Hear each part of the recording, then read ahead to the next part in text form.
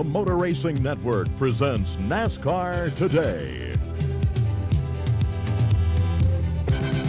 Good afternoon, everyone. Today it's the Busch Late Model Series making its second appearance here at the Wisconsin State Fair Park Speedway. It's been one of the most competitive seasons ever for the sportsman drivers, and it's easy to see why. The Busch Series is offering prize money and point fund payoffs at the end of the season of more than $2 million. And Mike Joy, I think that's created the healthiest situation in late model sportsman racing in the last 20 years. Well, Barney, it's made for a good traveling series. These cars run on speedways all the way from Florida to here in Wisconsin, Michigan, and all around the eastern United States.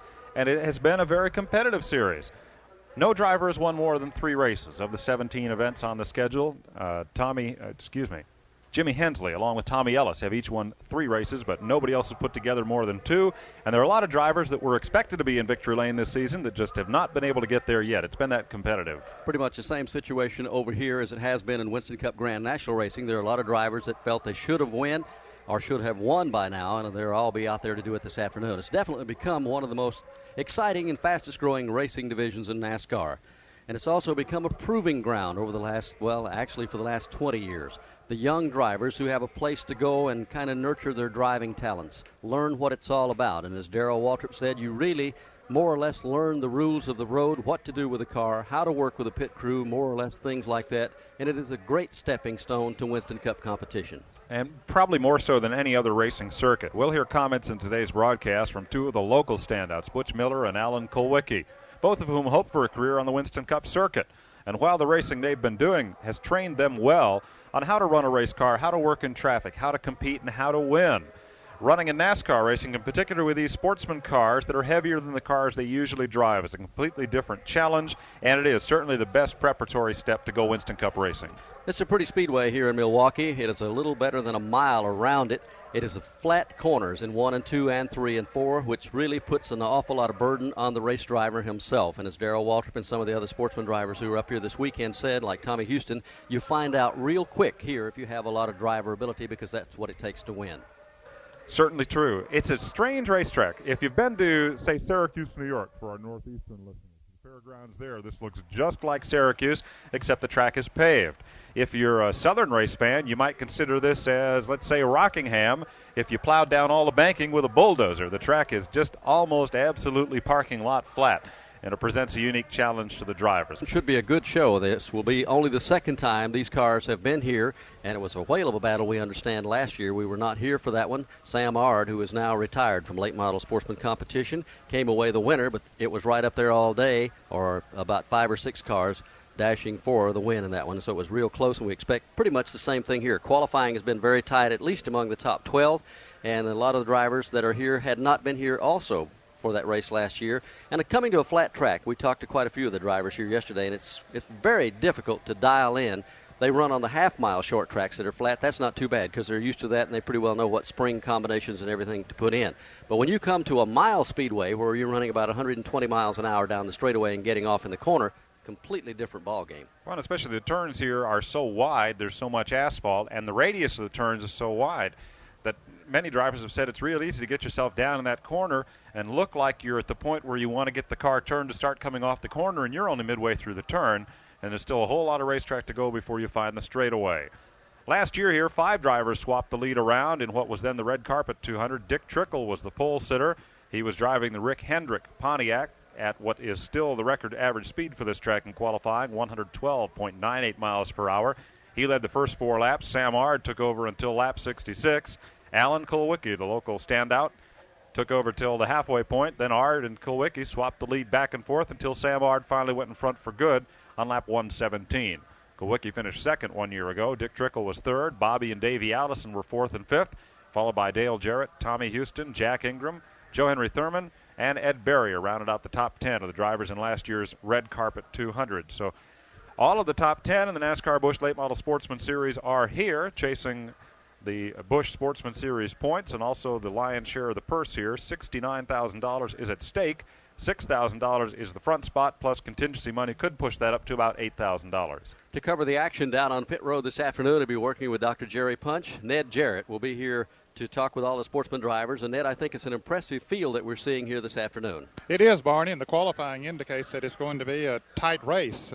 It is a unique track for them to set the cars up on. I think Langley Field at Hampton, Virginia might be the closest thing they race on as far as the banking is concerned, but they don't run nearly as fast on the straightaway as they do here. So it has presented quite a challenge for them to get their cars dialed in, know what springs, what shock absorbers, what gearing to run, and all of those kind of things. But they seem to be up to the challenge, and I think that we're in for a good race. And certainly we could not have had a better day weather-wise than we have here today. And the folks here in Milwaukee have been very supportive of the event. The Sentinel newspaper here, which is the sponsor of the event, and so we're happy to be here and hope that we do have a good one to pass along to the folks.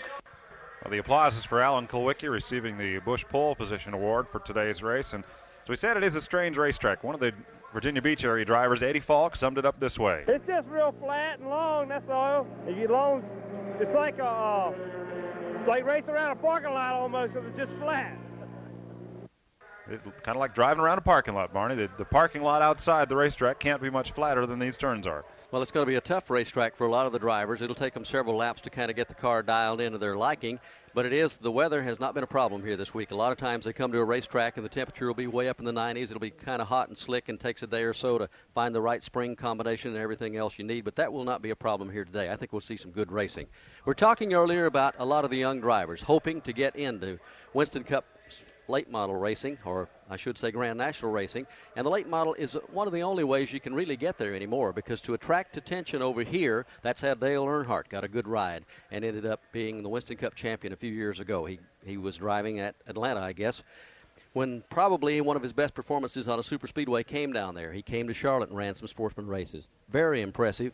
And got picked up, and I guess we could go on and on for the next 20 minutes and name drivers over the last 20 years that have stepped out of late model sportsman right into a Grand National car. Well, maybe a better example is Jeff Bodine. Bodine won everything there was to win in the NASCAR modified division, but he really didn't attract anyone's attention until he had such a strong run in a late model sportsman car down at Darlington and hopped into the seat of the Cliff Stewart car and ran for and won the Rookie of the Year honors a couple of years ago in Winston Cup competition. Well, a little bit later this afternoon, we'll talk about one of the young sportsman drivers who might just have landed himself a Grand National ride for next year, and that will make quite a story before the day is out.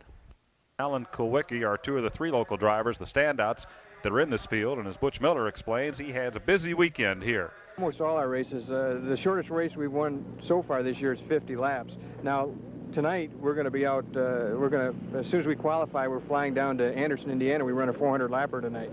So on a little quarter-mile track. I'm waiting for you. You'll be a tired boy come Sunday afternoon. Not too tired to race, I hope. No, I hope not. No. Butch Miller ran 400 laps last night at Anderson, Indiana, and finished second. Alan Kulwicki blew an engine, didn't finish. Dick Trickle was third, and Mark Martin who ran some Winston Cup races with us a few years back, sat on the pole and won that race, 400 laps at Anderson, Indiana. It is a beautiful day for racing in Milwaukee. It's going to hit about 80 degrees. There is not a cloud in the sky. Yesterday was warm and a little humid for qualifying, and last night it rained and washed just about all the accumulation of rubber off the track. So it'll be a pretty green racetrack they'll be facing in just a few minutes when we get the Sentinel 200 underway. And just about all those drivers are ready to get it on here this afternoon. First, maybe we can get a word with some of the drivers who are standing by before they climb in their cars. Let's go to Ned Jarrett. We're standing by with Alan Kulwicki, who won the pole here. Alan, it was not an easy task, because you had a little bit of trouble before you actually ran fast enough to win the pole. We certainly did. For a while, I was beginning to wonder if we were ever going to get to qualify. As we took the car out, it's a brand-new car owned by Ed Whitaker from Bristol, Virginia. Ran about 2 laps and lost fuel pressure in the thing and came in. The fuel filter was plugged up. We changed that, went back out, ran one more lap, and the engine still wouldn't run right. And came in, they were taking the carburetor apart and the plugs out and everything, and finally found that the pistons hit the spark plugs and closed the gap up on them. And when they finally got that solved, then the car ran pretty well, but we really only legitimately got about 5 hot laps in practice, and that's all. So, but once we got the engine running okay, the car handled fairly well, and it's fortunate that it was pretty good right out of the box, because we never did have time to change much on it. Who do you look to be your stiffest competition here today? Well, I'd say Jimmy Hensley is driving the car for the team that won here last year. I'm sure he'll run well. He qualified second. You know, Darrell Waltrip's always going to be tough, and Jack Ingram ran some real fast laps in practice, and also I'd say Dale Jarrett and probably Larry Pearson, Tommy Houston, all the Busch regular sportsman drivers. Alan, you have some plans to run some Winston Cup races?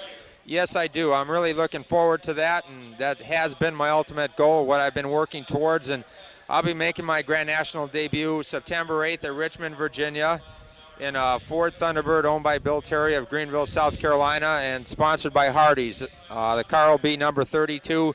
It will be a different team, completely different from Cale Yarborough's Grand National effort, and we'll just be running 5 Grand National races this year: Richmond, Dover, Charlotte, Rockingham, and Atlanta. Well, good luck here today. All right, thank you. And Jerry Punch is standing by with Tommy Houston, who's gone almost a year without a victory. That's right, Ned. Tommy's standing with me. Tommy, it's been, in fact, August 18th, 84. Your last win came at South Boston, Virginia. That's unlike you, the short track veteran that you are. I know you'd like to get one here today.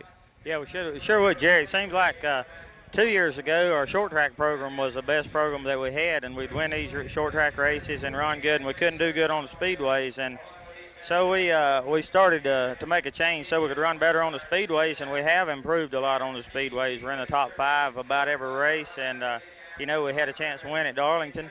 But the short track program, we had a car that was 2 years old, and we just really, I reckon, didn't stay on top of that. And now we've got a brand new Rick Townsend race car, and this will make the 3rd time we've raced this car, and it seems like each time out it gets a little better, and I'm looking for big things today. This car, the Buick Skylark, was pretty heavily damaged last week in the Bobby Isaac 200 at Hickory.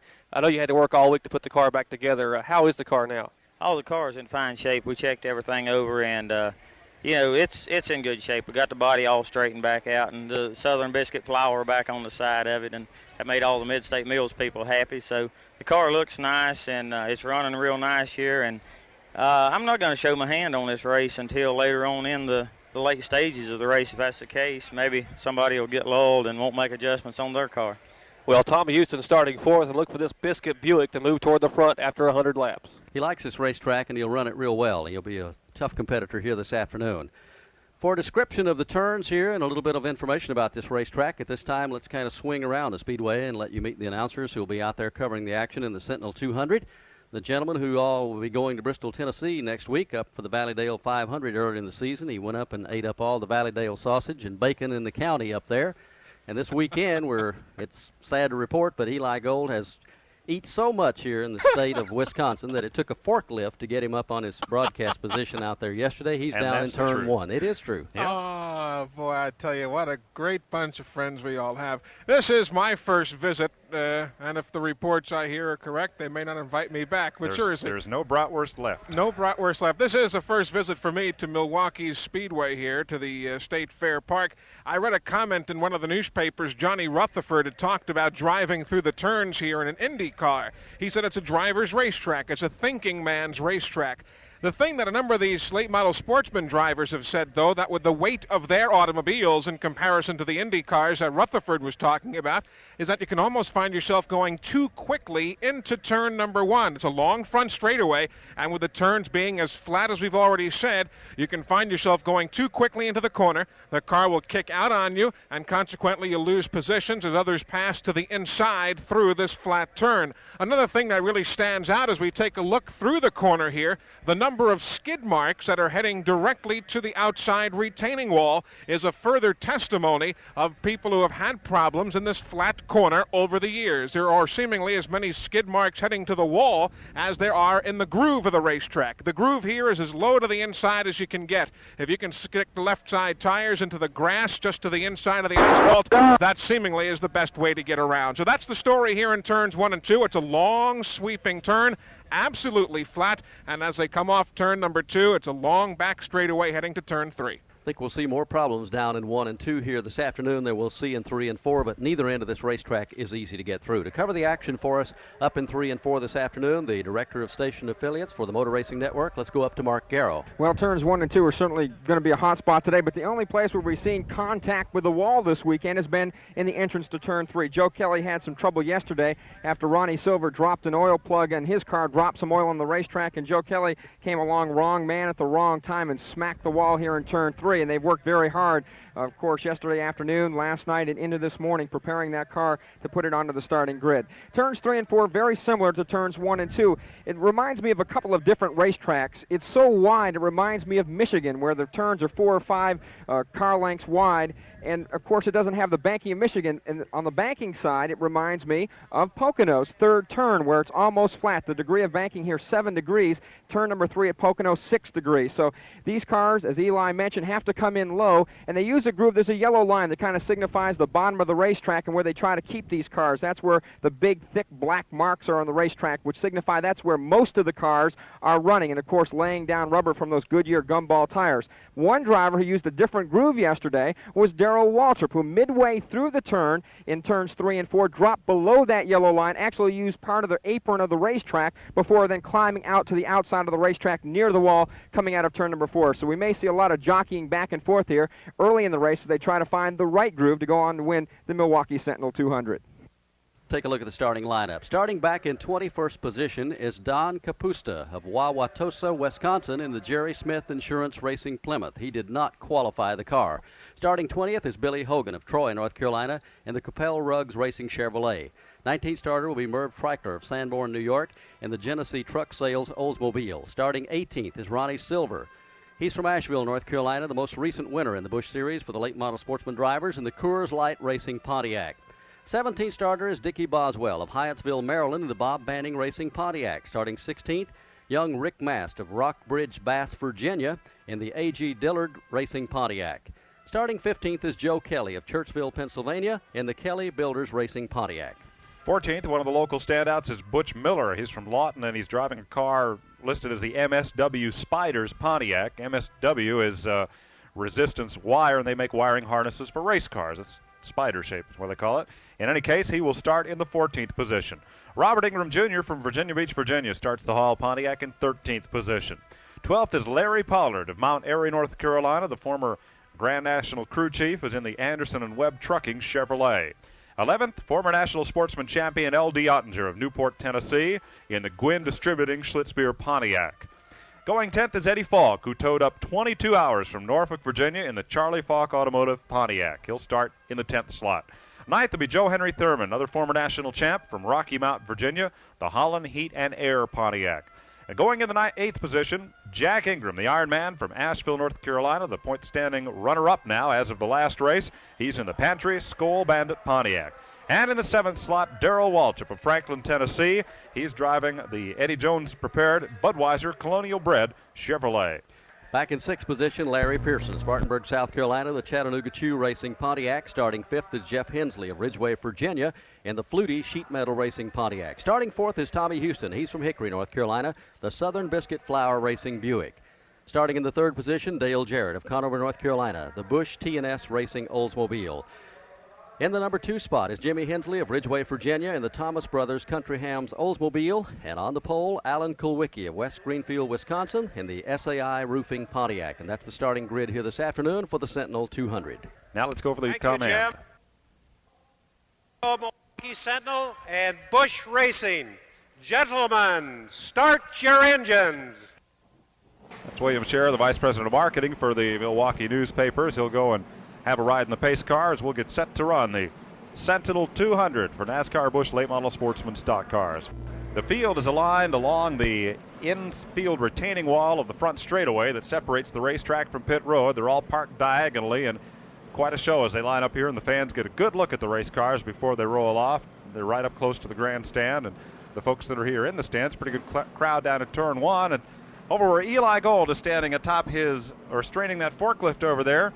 I understand that you folks had quite a time Friday night, courtesy of Busch Beer, out at the ballpark. I won't even make the joke about eating all the hot dogs, but you can tell us what happened and about the drivers that went and had a good time. It really was quite a night. The local Anheuser-Busch distributor was kind enough not only to supply to the drivers, crews, and their families tickets to the ball game. The Brewers and the White Sox played just down the road a piece at County Stadium, but there was a big beer and bratwurst party out in the parking lot of County Stadium before the ball game began. And there were about 50 or 60 of the NASCAR representatives, team officials, and everybody was on hand. But I'll tell you, you haven't lived until you're sitting in Milwaukee, Wisconsin, County Stadium, late in the ball game, 2-2 tie, and the fans begin to do the wave. And who in front of me stood up and joined the referee? David Pearson. He was doing the wave. Jack Ingram, Tommy Houston, everybody just kind of let their hair down, relaxed with their families, had a good time, got into the spirit of it. And to make things okay, Ben Ogilvie doubled to left and brought the Brewers home with a 3-2 victory over the White Sox. So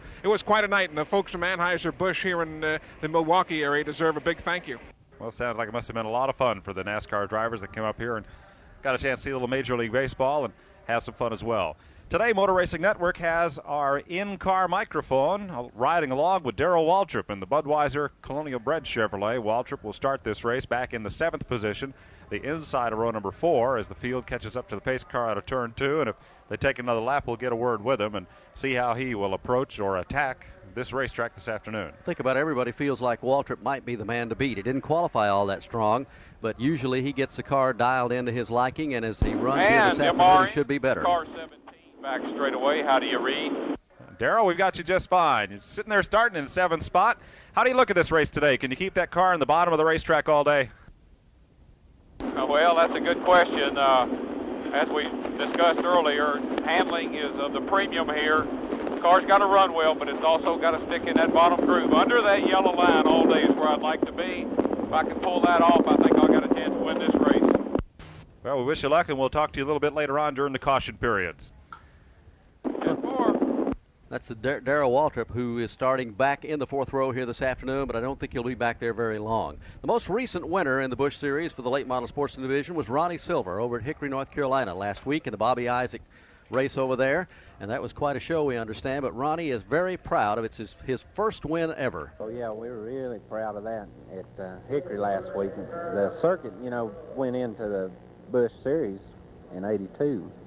We didn't run that first year. We ran about half the year, and then, of course, '83 and '84 ran all season, and this is basically our 3rd year. We're in our 3rd year.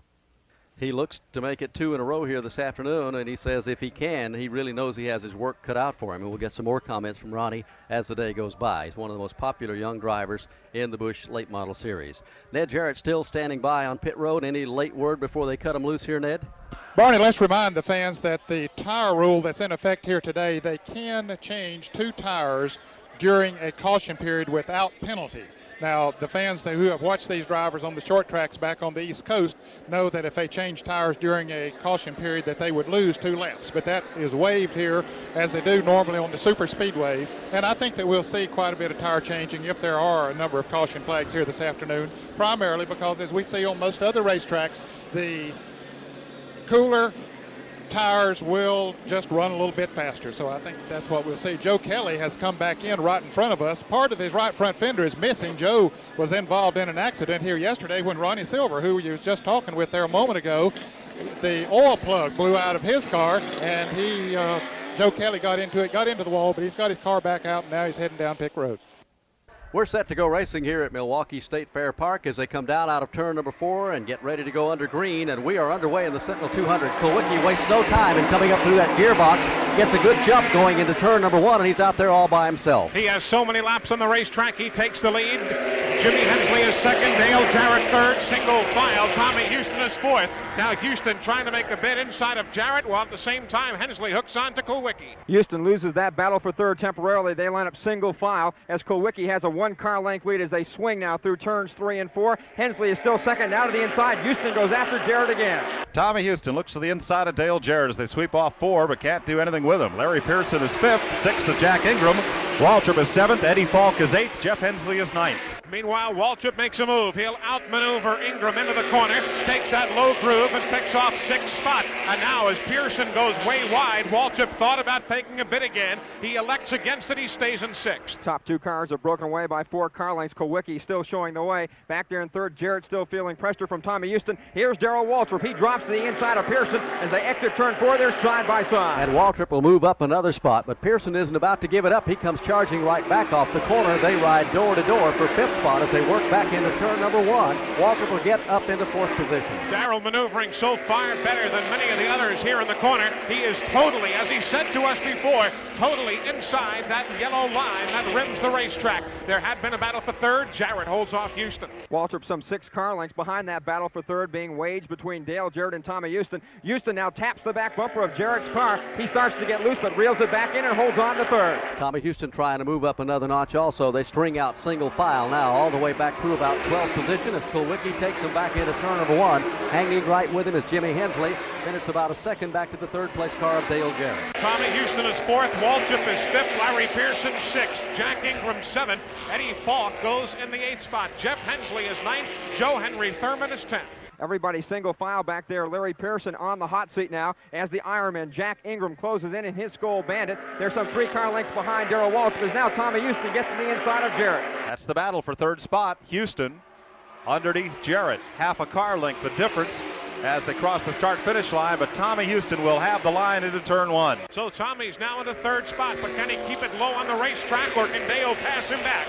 No, Houston maintains the inside groove. Jarrett holds down to the 4th spot. Back at 13th position. Good battle shaping up. Butch Miller working inside of Larry Pollard. He drops inside of Pollard trying to gain that position, but Pollard fights back on the outside. Meanwhile, Darrell Waltrip closes in on Dale Jarrett. That's a 3-car battle for 3rd now out of turn 4. Should be some good racing all afternoon, all the way back through the field, not just for the lead. The front 2 have broken away now by more than a second. Back to the 3rd place car as they work into the corner and head for Eli Gold. That's Tommy Houston and Dale Jarrett. Houston and Jarrett still nose to tail. Waltrip about a couple of car lengths behind them. Rick Mast further back in a bid for 10th spot. He'll try the outside of Joe Henry. Thurman, L.D. Ottinger plowing along with him. Rick Mast overpowers Thurman down into turn number 1, grabs the spot. He now tucks up behind L.D. Ottinger as they wick on Jeff Hensley. Hensley's car is pushed up to the outside by Ottinger as he grabs the spot. L.D. Ottinger comes around Jeff Hensley and will pick up a spot here at Milwaukee in the Sentinel 200. 6 laps are complete. Alan Kulwicki is the race leader. Jimmy Hensley rides in 2nd. Tommy Houston is 3rd. 4th is Dale Jarrett. 5th is Waltrip. 6th is Pearson. 7th is Ingram. 8th is Falk. 9th is Ottinger now. And Hensley drops back to the 11th spot behind Rick Mast. Alan Kulwicki leads the field in the Sentinel 200. Here he comes out of turn number 4. Jimmy Hensley is locked right on his rear bumper. It's about a second and a half now. Back to the 3rd place car. That's Tommy Houston. Dale Jarrett rides 4th. 5th is Waltrip. It's a good 2 seconds back to Jack Ingram, and that's where the battle is on the racetrack right now between Ingram and Larry Pearson back in turn 1. They're nose to tail for the moment. Ingram 6th, Pearson 7th. Eddie Falk now comes to the inside as Pearson kicks out. Bubba Nissen, who sets up Falk's chassis, has done a great job here in Milwaukee as Falk battles Pearson off the turn. Falk just a car length behind. He has worked Pearson up to the outside, but Pearson now grabs the car length advantage, dives to the inside, cuts off Falk. Falk's got his hands full. Now here comes Rick Mast on the outside. Also there, L.D. Ottinger and Joe Thurman. 5 cars run under a blanket. Eddie Falk working the bottom of the racetrack. Pearson holds him off. Rick Mast will move around the outside. Moving Mast another spot further up into the top 10 in turn 1. So Ingram is 6th, Pearson is 7th, Mast is 8th, Falk is 9th. In a battle now with Ottinger. Ottinger pulls alongside Falk in that 8th and 9th place battle. Joe Henry Thurman right behind him in 10th. 11th is Miller. L.D. Ottinger getting a little bit of a push from Joe Thurman as the draft takes a little bit of an effect on the back chute here at Milwaukee. He now dives to the inside and cuts off Thurman. He grabs the spot. Now Thurman pushes him back to the outside and pulls up beside him. The front 5 have just gone on and left the rest of the field for the moment. About a straightaway separate 5th back to 6th position as they work back into turn number 1. There's a good scramble from 6 on back. Jack Ingram is the 6th place car, and Larry Pearson has his hands full, and Rick Mast is on the move. Mast, who ran awfully well early in the year, then has tailed off just a bit. He's hounding away on Pearson off number 2 corner. One thing that has allowed them to do is start to close in on Jack Ingram. On the backstretch that last lap, a little bit of a change of position. Waltrip got by Jarrett. He's now in the 4th spot. 5th is Jarrett, 6th is Ingram, and here comes that battle for 7th. Pearson, L.D. Ottinger, and Joe Thurman, and Rick Mast. That battle will be from 6th spot on back. That is where Ingram sits as he goes down into turn number 1. He has about 4 car lengths on Larry Pearson, but Mast is now side by side with Ottinger. And with Mast going well wide, LD takes the car all the way to the inside of the racetrack, but he can't keep it there. It was binding up just a bit much. So Mast pulls off, and now Falk will move inside of Ottinger. Down the back straightaway, Ottinger has just enough horsepower to win that drag race to the inside of turn 3. Meanwhile, Rick Mast now looks to the inside of Larry Pearson. They're nearly door to door as they they exit turn 4. Rick Mast is a good race driver. We watched him in the South at Darlington and Rockingham with some of the super speedways. He always puts on a good performance. It's his first visit here to Milwaukee. I asked him yesterday, how can you run this track? Is it a problem for you? Well, this is the first time we've been here, and, we've been out here running around today, and we've got the car worked out pretty well. We're not really that quick right yet, but hopefully by tomorrow maybe we'll be. He's right up in the thick of things right now, but he's got his hands full with L.D. Ottinger and Larry Pearson both as they work turn 3. Rick Mast dives underneath Larry Pearson. He's forced to the outside out of the groove. L.D. Ottinger goes by with Mast, and Falk is also looking for that opening too. So Mast to move up into the 7th spot behind Jack Ingram. 8th now will be Larry Pearson. 9th will be L.D. Ottinger. It drops Eddie Falk to 10th. Butch Miller has the 11th spot in front of Eli Gold. Joe Henry Thurman runs 12th as the leaders begin to tick off some traffic. 13th is Pollard, 14th is Jeff Hensley, Ronnie Silver is 15th, Robert Ingram Jr. 16th as they string off turn 2. That battle for the 6th spot has stabilized just a little bit now as Ingram has pulled away by 3 car lengths over Rick Mast, although he starts to close with L.D. Ottinger. The leader, Alan Kowicki, ticking off laps at better than 110 miles per hour, continues the lead. He has an 8-second advantage from 6th place on back. That's how fast he's getting around the racetrack here this afternoon. Nobody's been able to head him off as he continues to put daylight between himself and Jimmy Hensley over in turn 3. Working around a little bit of slower traffic now, the Billy Hogan car of Troy, New York. He works to the outside of him in turn 4. Meanwhile, the hot battle going on for the 2nd spot. Tommy Houston inside of Jimmy Hensley. Houston is going to get the spot as both Dickie Boswell and Merv Treichler, the upstate New York modified ace, come to pit road.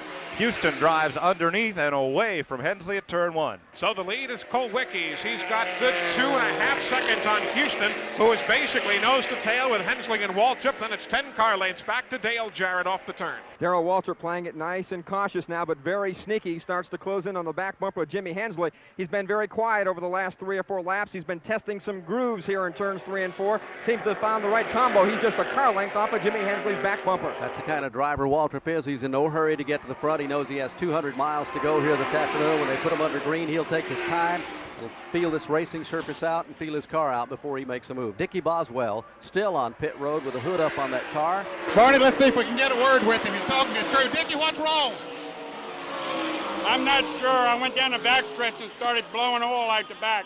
I seen it in the rearview mirror, and then when I come down the front stretch, it did it again, so I just pulled him. Okay, he's pulled her in. They're trying to check to see where that oil's coming from, Barney.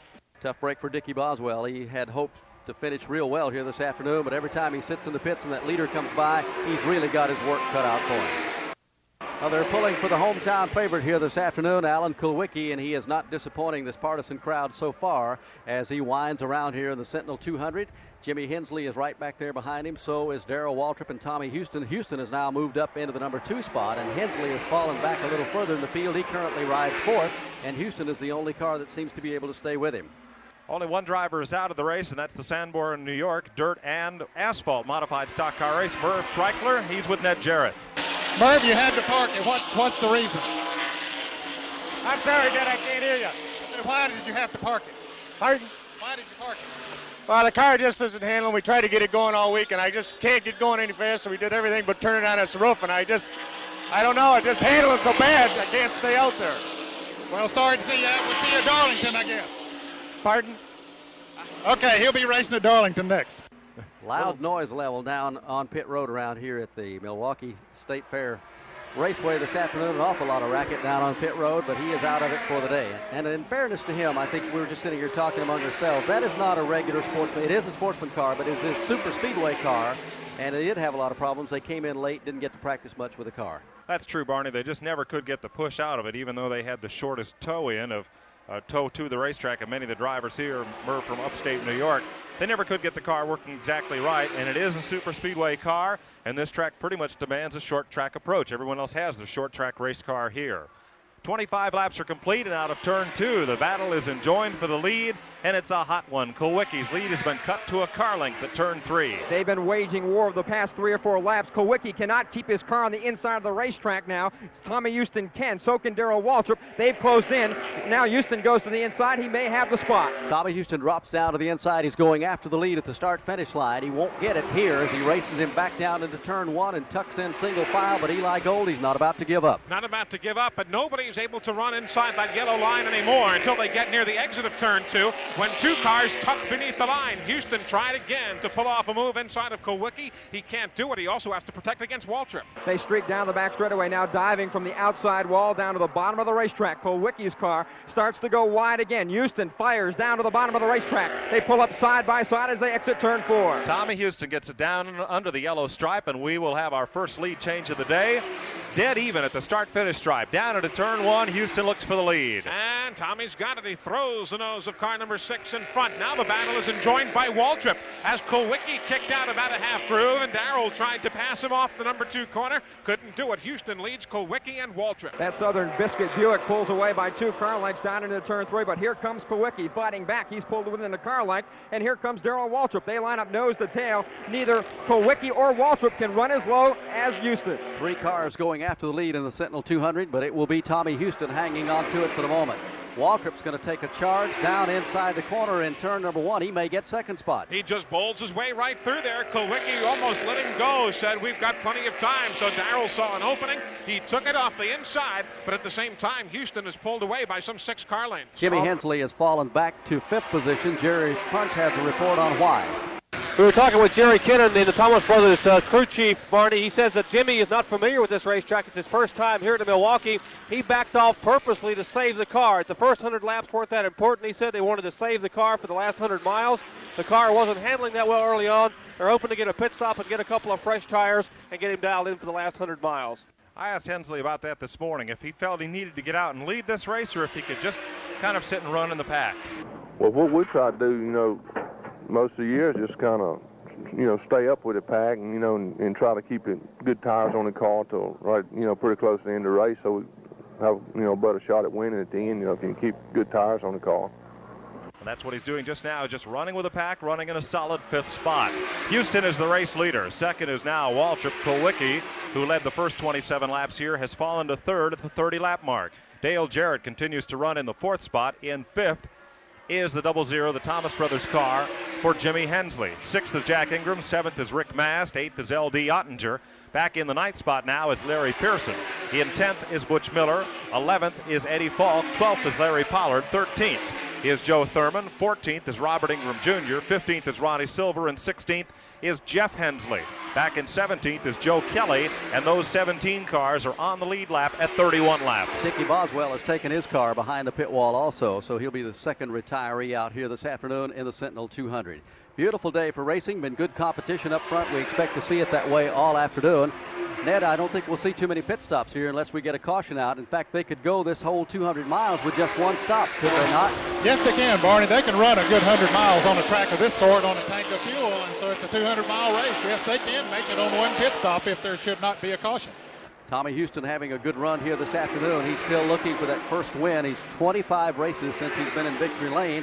And I asked him about this racetrack yesterday. He says it takes a lot of driver ability here at Milwaukee. Oh, yeah, it is. It takes a lot of driver ability, and it takes a good chassis man here. You have to set the car up to run on a flat track to where the car will turn. If you get the car where it pushes going in the center of the corner, then you have to wait on it to turn.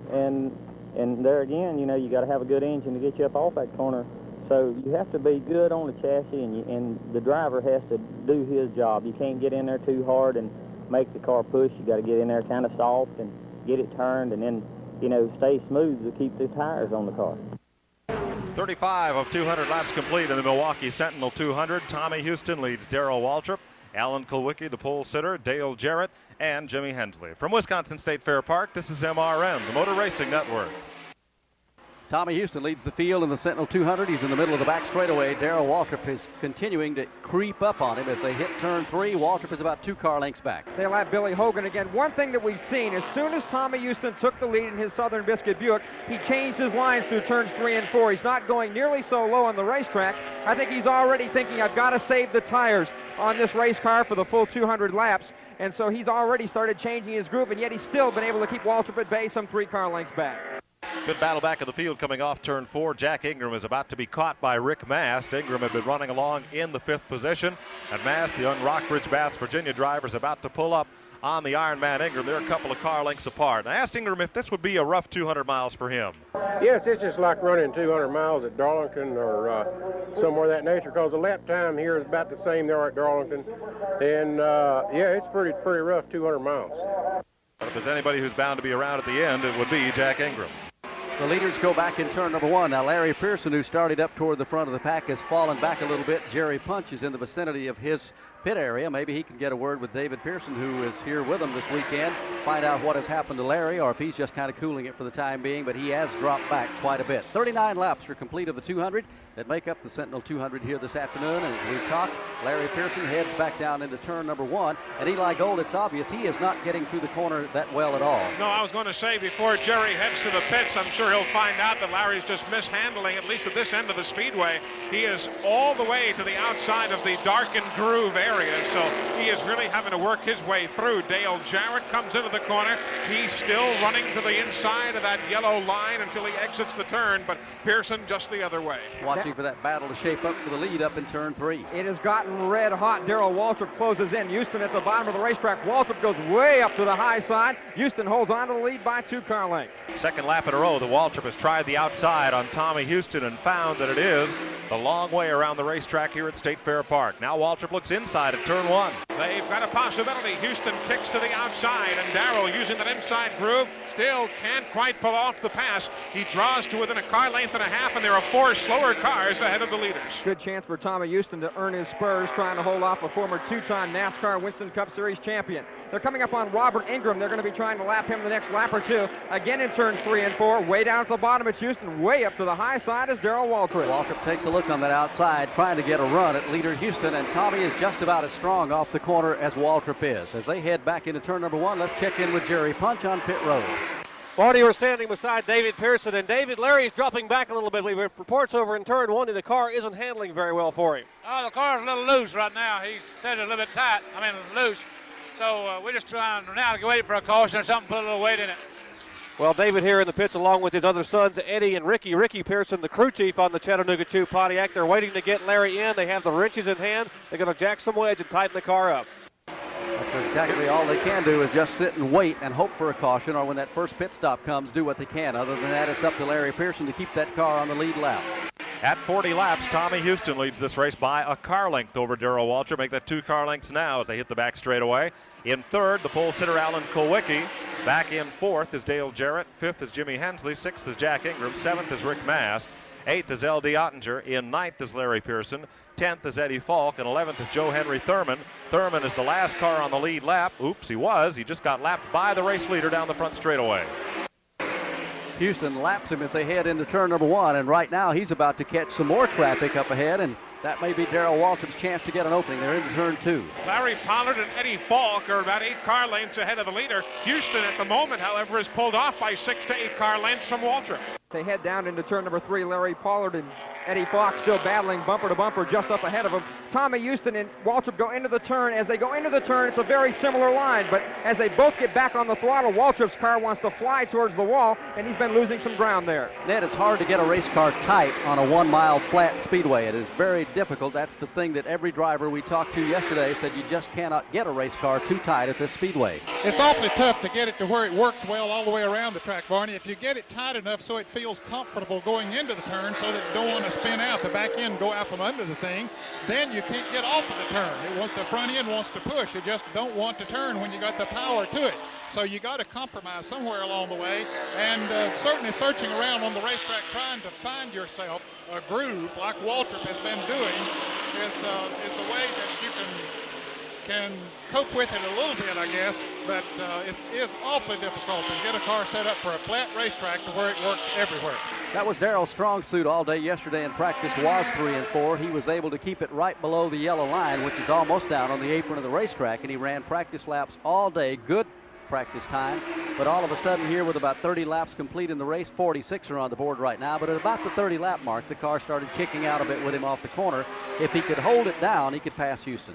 Well, I think it could, Barney, but getting into either turn, the car just won't hold the bottom of the racetrack. Have Eli Gold take a look at it down in one. They come through the turn. Houston is riding a bit higher going into the turn than is Darrell Waltrip, and they'll hold that same line coming off the turn. So this time, Waltrip was to the inside of Houston, but they come off the turn, the same deficit. Let's check in with Eddie Jones, the crew chief. Is he having a little bit of a problem getting through the turns, Eddie?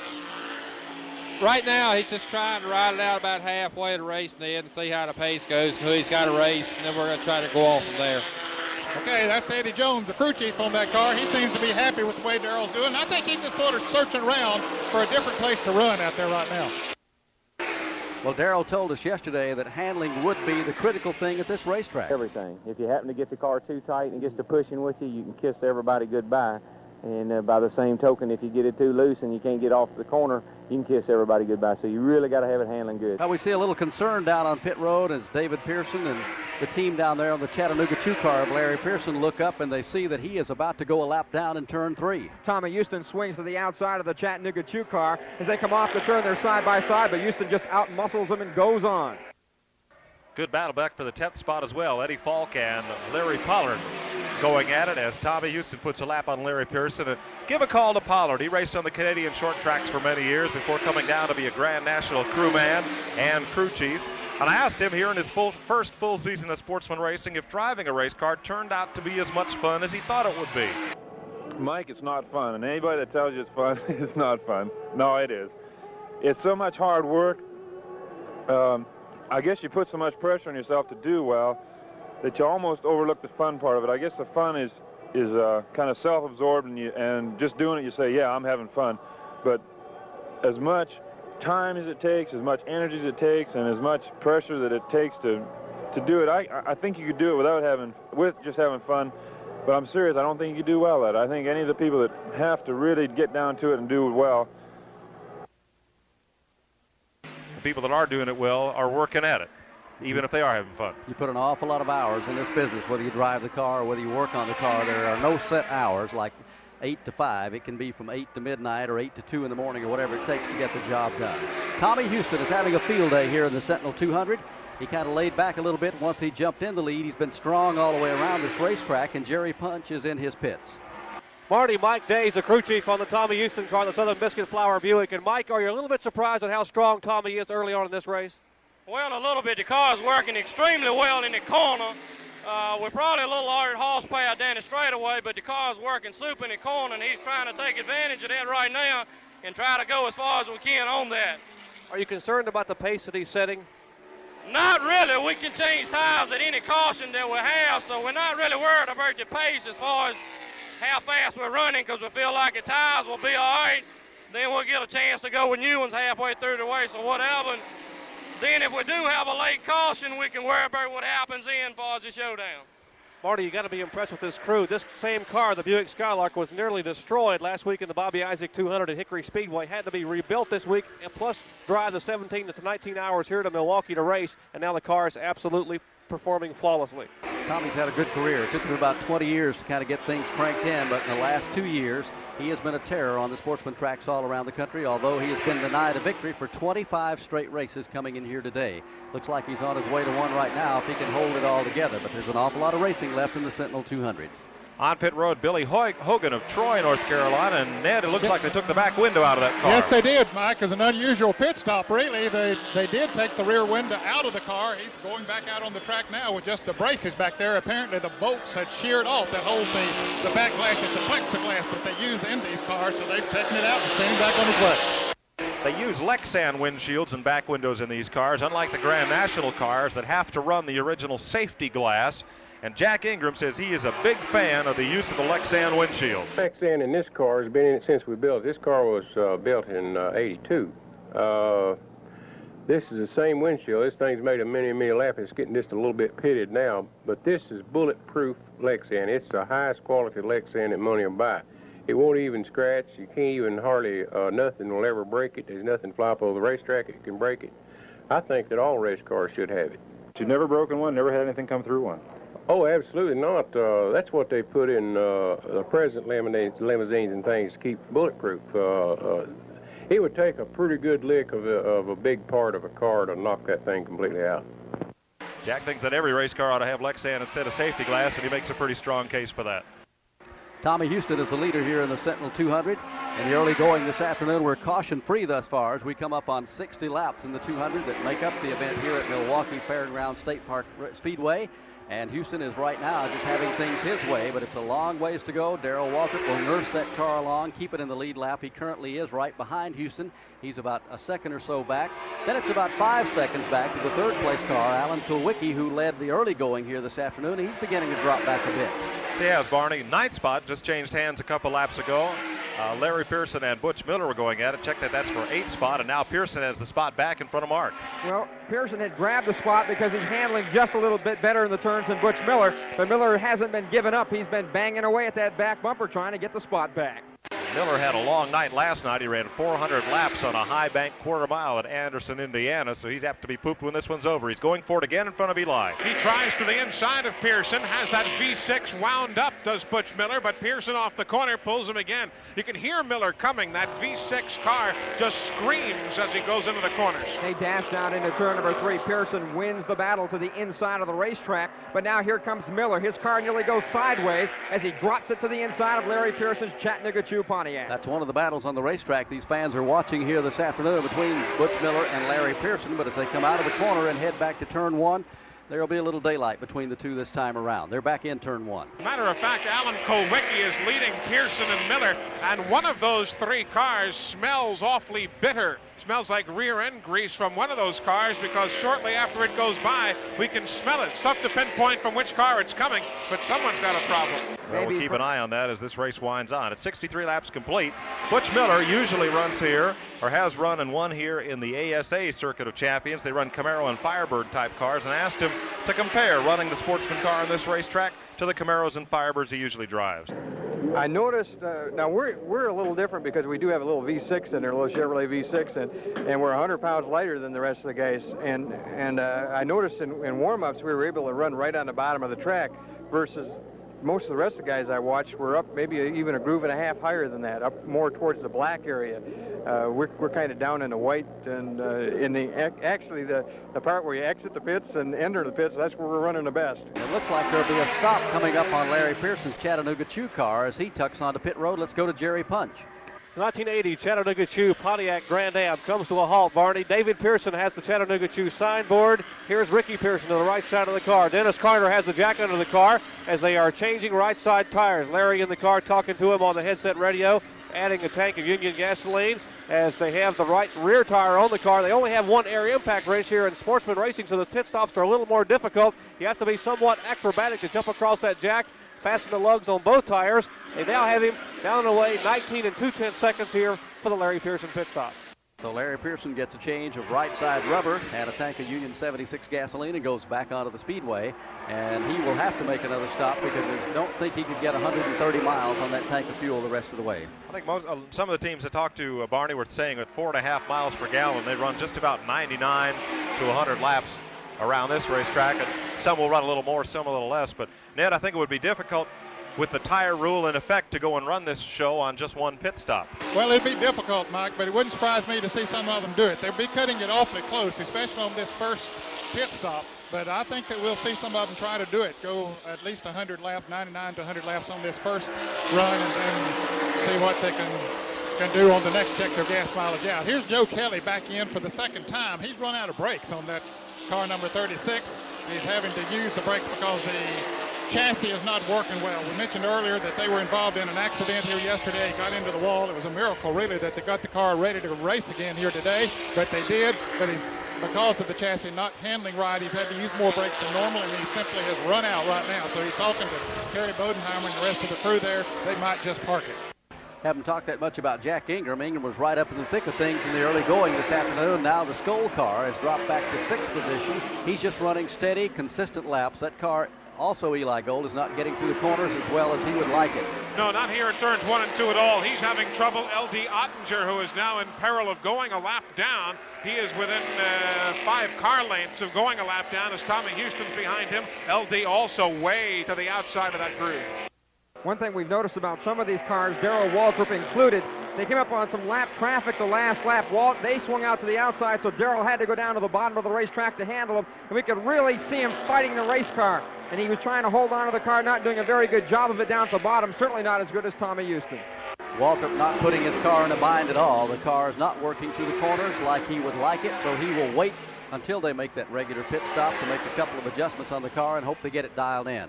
Ottinger's about to go a lap down in turn 2. Tommy Houston draws alongside to the outside off the number 2 corner. Houston has a good 2 seconds on Waltrip as he disposes of Ottinger. Moving now 2 car lengths ahead of L.D. Ottinger is Tommy Houston. Ottinger, the 1975 and 76 late model national champion, now down a lap by 2 or 3 car lengths as Waltrip starts to close in. Well, Waltrip closing in perhaps on Ottinger, but not on Tommy Houston. Houston has now opened up an advantage of 2.3 seconds on the second place car down at turn 1. So Tommy Houston and Waltrip, interesting to note these two. They seem to still be taking different lines as they come through each every now and then.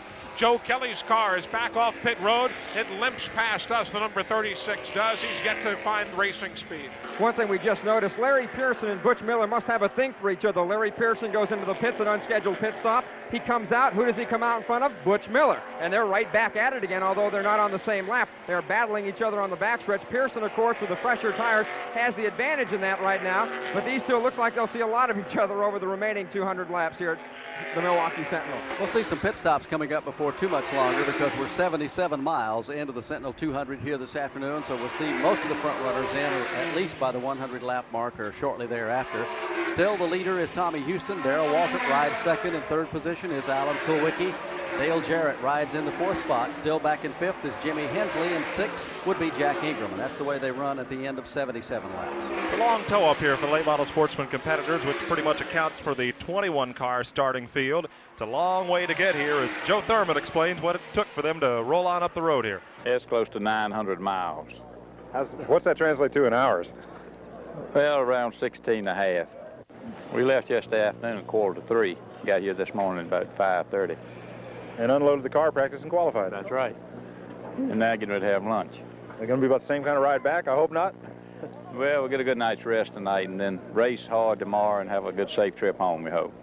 That's a long tow down the road, but most of these drivers race part-time and have full-time jobs that occupy them during the week, so they've got to be back for Monday morning if they possibly can. Eddie Falk, we told you, from Virginia Beach, he had the longest tow up here, 22 hours straight to get to Milwaukee, but Falk and Thurman both giving good accounting of themselves this afternoon. 80 laps this time by. Only 7 cars are on the lead lap here at Milwaukee. Tommy Houston, Darrell Waltrip, 3rd Alan Kulwicki, 4th Dale Jarrett, and 5th is Jimmy Hensley, and 6th is Jack Ingram, and 7th is Rick Mast. Let's go to pit road and Ned Jarrett.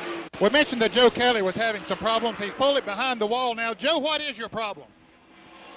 Well, I got brakes, Ned. Are they going to try to fix it and get you back in? Yeah. Okay, so he's sitting in the car drinking a cool drink right now, just waiting for him to get him some brakes. The leader is still Tommy Houston. Nobody's been able to do anything with him. They have certainly dialed that car in. He put a lot of laps in practice here yesterday and felt like handling would be the absolute key, but so did Darrell Waltrip. Waltrip has had problems up in 3 and 4 all afternoon, and they're waiting to make an adjustment on that car. The next stop for the Winston Cup drivers next week. They're off this week and probably home at the lake or playing golf or doing whatever and enjoying a well-deserved weekend off. They'll be at Bristol, Tennessee next Saturday night up there for the next event. One of the few night races that we have on the Winston Cup circuit, and there'll be some action up there on Friday night as the late model sportsman drivers will be there for a race also. That's always a good racing weekend, Barney. Bristol is a short track that's kind of like a super speedway with a steep banking around that 5/8 mile track, and the sportsman cars Friday night and MRN air time is 7:15 p.m. Saturday night for the Busch 500. Here's Dale Jarrett on pit road. Let's go down to Jerry Punch.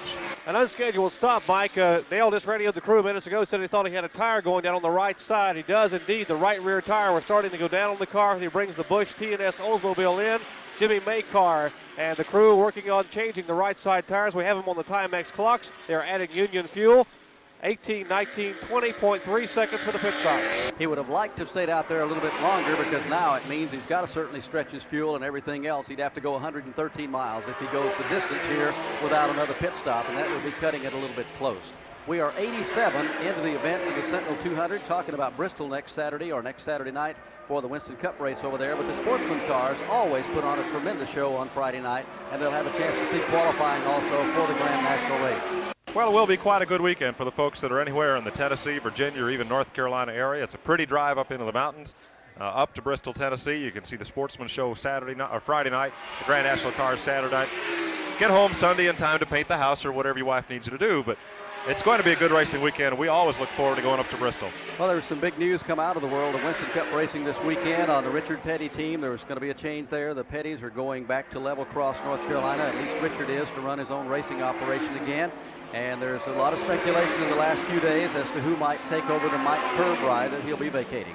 Well, the Petty situation is one, Barney, that really just came to a head this past week. Petty sponsor STP interested in him performing a bit better, and so too is Richard. And certainly, I think the engine program is right at the crux of the situation. Last week, we talked to Richard Petty about that. Had he made a decision? Was he headed back to Level Cross next year to run his own team from the Petty shops? You know, we've been looking at a lot of options for next year, and you know, if we get the engine program turned around, then, you know, with Mike Beam and them boys working on a car, it's been a long time since I had a good full crew that was any better than the crew and the boys working on the car than what we've got now.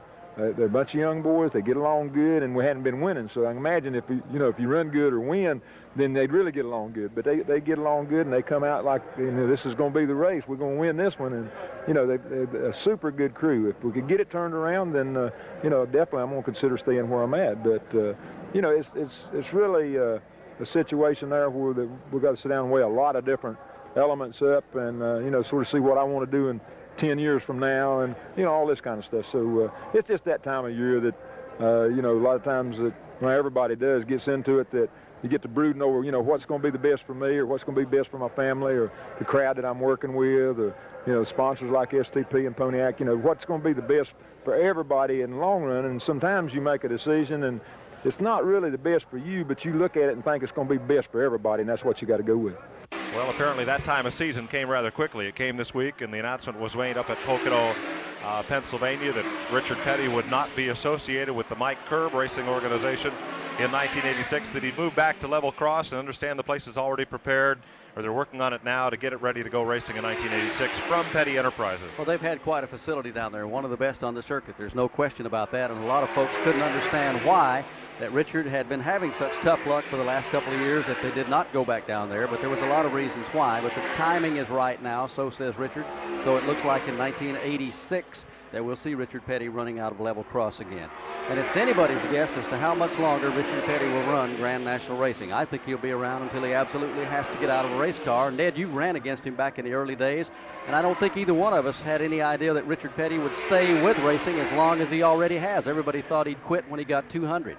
Yes, they did, Barney. It has been surprising that he has stayed on, but he is in such good physical condition, and he has such a great attitude about it. He still enjoys racing and says that as long as he does enjoy it, that he'll continue to run. And certainly there are a lot of fans that like to see him. Logan makes another pit stop. But for a man to go that many years in a professional sport, the way that Richard Petty has, it's almost unbelievable that he could and still have a winning attitude, and he still has the ability. If he could get everything together, he could still get in victory lane. I think he'll win some more races before they hang it up. 94 miles are down here at the State Park Fairgrounds Raceway in Milwaukee, Wisconsin. This is the way the top five still run. No change there. Tommy Houston leads Darrell Waltrip by almost 5 seconds now. That's the separation back to that position. In third spot is Alan Kulwicki. Jimmy Hensley rides fourth. And fifth now is Jack Ingram. It'll be halfway next time by in the Milwaukee Sentinel 200, and pit stops for the leaders will be coming up shortly. They're ready any time for Jimmy Hensley, and Darrell Waltrip's crew is poised to the pit wall. Eddie Jones and the group looking to see how long it'll be before any of those lead drivers come in. For anybody who watches these sportsman races, it's hard to look at these race cars, and especially that 00 car, the Ham car, and not see Sam Ard in that car. He had so many strong drives in that car and won so many races that it's it's difficult to imagine that car with anybody else in it. As fine a job as Jimmy Hensley has done this year. And I asked Jack Ingram the other day, who ran against Sam year in and year out, and they swapped championships back and forth for many years, if he was glad that they don't have, let's say, a Bill Elliott on this circuit, somebody who would win half the races and then leave the rest to somebody else. But he talked about Sam Ard in that regard. Well, yeah, you know, Sam Ard last year, he won 8 races, and he completed every lap but 5 or 6 laps until he got in that accident at Rockingham. So he had probably a more phenomenal record going than Bill Elliott. More on that later. Right now, the leaders on pit road. Mike Day brings the Mason Day Paving Southern Biscuit Flour Buick of Tommy Houston to a halt. They will change left side tires. Yes, inside tires on Houston's car. We have him on the clocks. The tires are off. The new tires are on. The Goodyears are in. They put the second fuel can up to add the Union gasoline. Houston's front tire being fastened by Mike Day. He's off the jacks, 19 and 8/10 seconds. He's away. And Jerry, a little further down pit road, Alan Kowicki, who was on the pole, is in, but they're not changing tires on that car. Ed Whitaker did reach inside, make a chassis adjustment, but they're having a little trouble getting it filled up with gas, and so he's going to have a longer pit stop, perhaps than some of those that have changed tires. He started to go off, and they said, no, we don't have it quite full of gas. He's already been in for 32 seconds, so a long pit stop for Alan Kowicki. They still don't have it filled up. Finally do now at 38 seconds. So, boy, that's going to be a costly pit stop for Alan Kowicki. He's got a long drive to get back to the front of the pack with that lengthy pit stop here this afternoon. We'll see more of him coming onto pit road. Here is Jimmy Hensley bringing the Thomas Brothers Country Ham car into the pits, and Darrell Waltrip should be on pit road here momentarily. Let's go back to Jerry Punch. The 00 comes to a halt. And Oldsmobile Omega and Jerry Kent and the Thomas Brothers crew will likewise change left side tires, as did Tommy Houston. They have the car on the jacks. The left side tires are off, back on. They have the fuel cans up. Looks to be a good stop. They're having a little bit of trouble with the left rear tire. It's going to cost him some extra time in the pits. Hensley still on the jacks. They had to hand tighten one of the lugs. They had trouble getting the car away. 24 seconds. Another long pit stop, and every second you sit on pit road, that's a couple of 100 feet on the racetrack. And here's Darrell Waltrip, who's bringing his Colonial Bread car onto pit road right in front of Ned. And this, of course, is a scheduled pit stop. Let's see what they do to that car. Eddie Jones and the boys going to the right side on the Budweiser Colonial Bread car, and it sounded like Walter was just about out of gas. In fact, I think they quit on him as he coasted into the pits here. So they'll change right side tires, fill it up with gasoline. He should be able, like Jimmy Henson and some of the others, go the rest of the way. Dale Jarrett and some of those who stopped a little bit earlier will have another pit stop to make. Here's Jack Ingram coming down pit road. Waltrip still up on the jack at 22 seconds already for him. Now let's go to Jerry Punch. Skull-banded Pontiac for the 4-time national champion Ingram is on the jack. The right side tire change for Ingram. Owen Edwards and the crew working to put those tires back. The Skull-banded is still on the jacks. We have the clocks in there. Roy Lee Jones, longtime crew chief for Ingram, has the fuel can hoisted up high. They are still trying to get the right rear tire on Ingram's car, trying to refill it with fuel. He's down 23 and a half seconds. Very interesting to watch the styles of the pit crews on these cars. You're only allowed one air wrench, and that's to cut down the number of tires that are changed on pit stops. Waltrip's crew uses a tire man at each wheel, and they toss the wrench back and forth. Jack Ingram's Skoll crew has one man who's the lug nut man. He holds the wrench, and he jumps back and forth from the front of the car to the back. And the times come out within a second of one another. But there have been some costly pit stops on 2 or 3 of the front runners, and we've got a lot of ground to make up here this afternoon. The leader should be Rick Mast. We're waiting for him to come onto pit road. We have not seen him make his regular scheduled pit stop yet as Eddie Falk brings his machine into the pits, and here is Rick Mast. He'll give up the lead as he pits his car at lap 106. A very disgusted Eddie Jones just walked away from the right side of Darrell Waltrip's car. There's problems on the right front of that machine. Let's go to Ned. There is problems on the right front. They burned the right front wheel bearing on that car just a couple of laps after they had come in and changed tires on it, Mike Joy.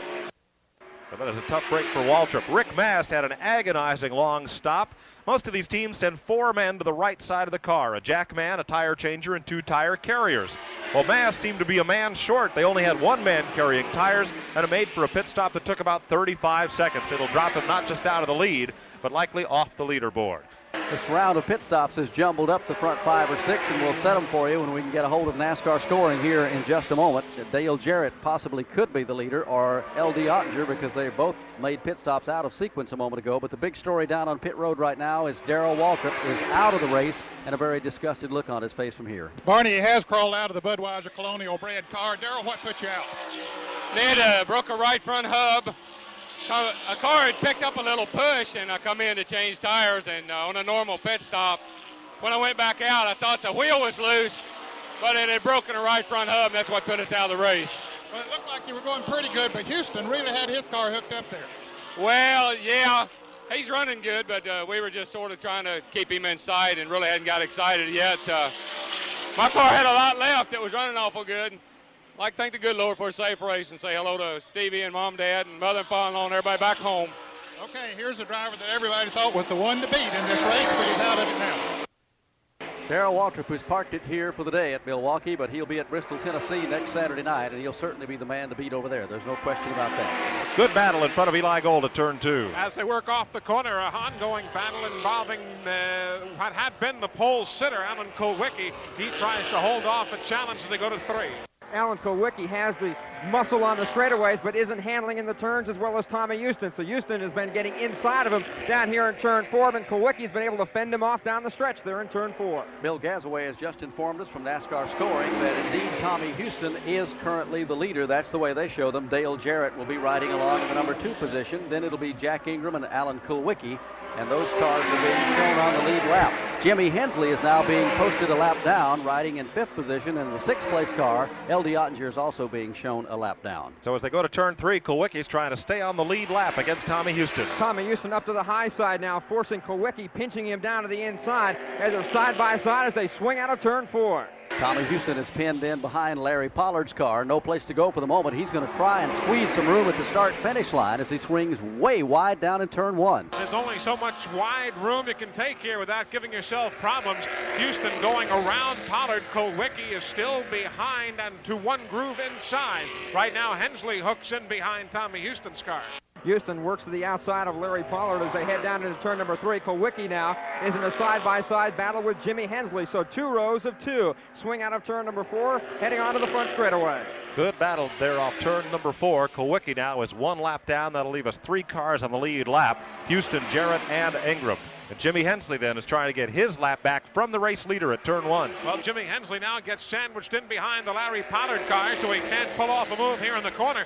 At the same time, Jack Ingram, the other car in the lead lap, is merely a half straightaway ahead of the leaders. They work off number 2. Jimmy Hensley now goes to the outside of Larry Pollard as he continues to be pressured by Alan Kulwicki. Here comes the leader, Tommy Houston. His car not handling quite as good as it did after that pit stop. Not able to get the Southern Biscuit Buick as far down to the bottom of the racetrack as he had been earlier. Jack Ingram's going to have to get on it in a hurry because the front runners are catching him and in danger of putting him a lap down. He's not that far ahead as he works off turn 2. Jack is off 2 while Houston just now passes us midway between turns 1 and 2. Jack is not working particularly well in the corner. He hasn't really been working all that well all day long as Houston continues to chase him down. Tommy Houston has broken free of some of that slower traffic, so for the first time in a number of laps he has some clear racetrack, and he does sight Jack Ingram just up ahead, and you certainly have to believe he would like nothing better than to put the Iron Man down a lap. Battle on the racetrack, though, is the one for 4th spot. And apparently, according to Scoring, that's where Alan Kulwicki now sits 5th, right behind Jimmy Hensley, the 4th place car. Jimmy Hensley trying to work down off the low side of the racetrack. He saw Kulwicki trying to pull to his inside, so Jimmy covered the spot. And now he'll pull to the inside of Tommy Houston, Hensley will. He draws up to the rear quarter panel of Tommy Houston as he tries to dive down inside him in turn 3. Doesn't make it. Houston slams the door shut. Here comes Kulwicki. He wedges to the inside of the Hensley cars. They come out of turn 4. Those 3 cars are locked up in a pretty good battle for track position as they come back down to the line. Hensley takes a look on the inside, and he's going to try and get around Houston in turn 1. Jimmy Hensley can't make the move here in the number 1 corner, although Jimmy does take a lower groove entering the turn. Tommy Houston holds him off. Houston within a quarter of a straightaway of putting Jack Ingram down as now Hensley again makes a bid to the inside. He moves now. He draws up side by side into turn number 3. Houston with a quick burst at the end of the straightaway gets there first, but his car pushes way up to the high side. Hensley goes by on the inside, and Kulwicki now draws up beside him. Hensley is there and gets himself apparently back on the lead lap as the 4th place car.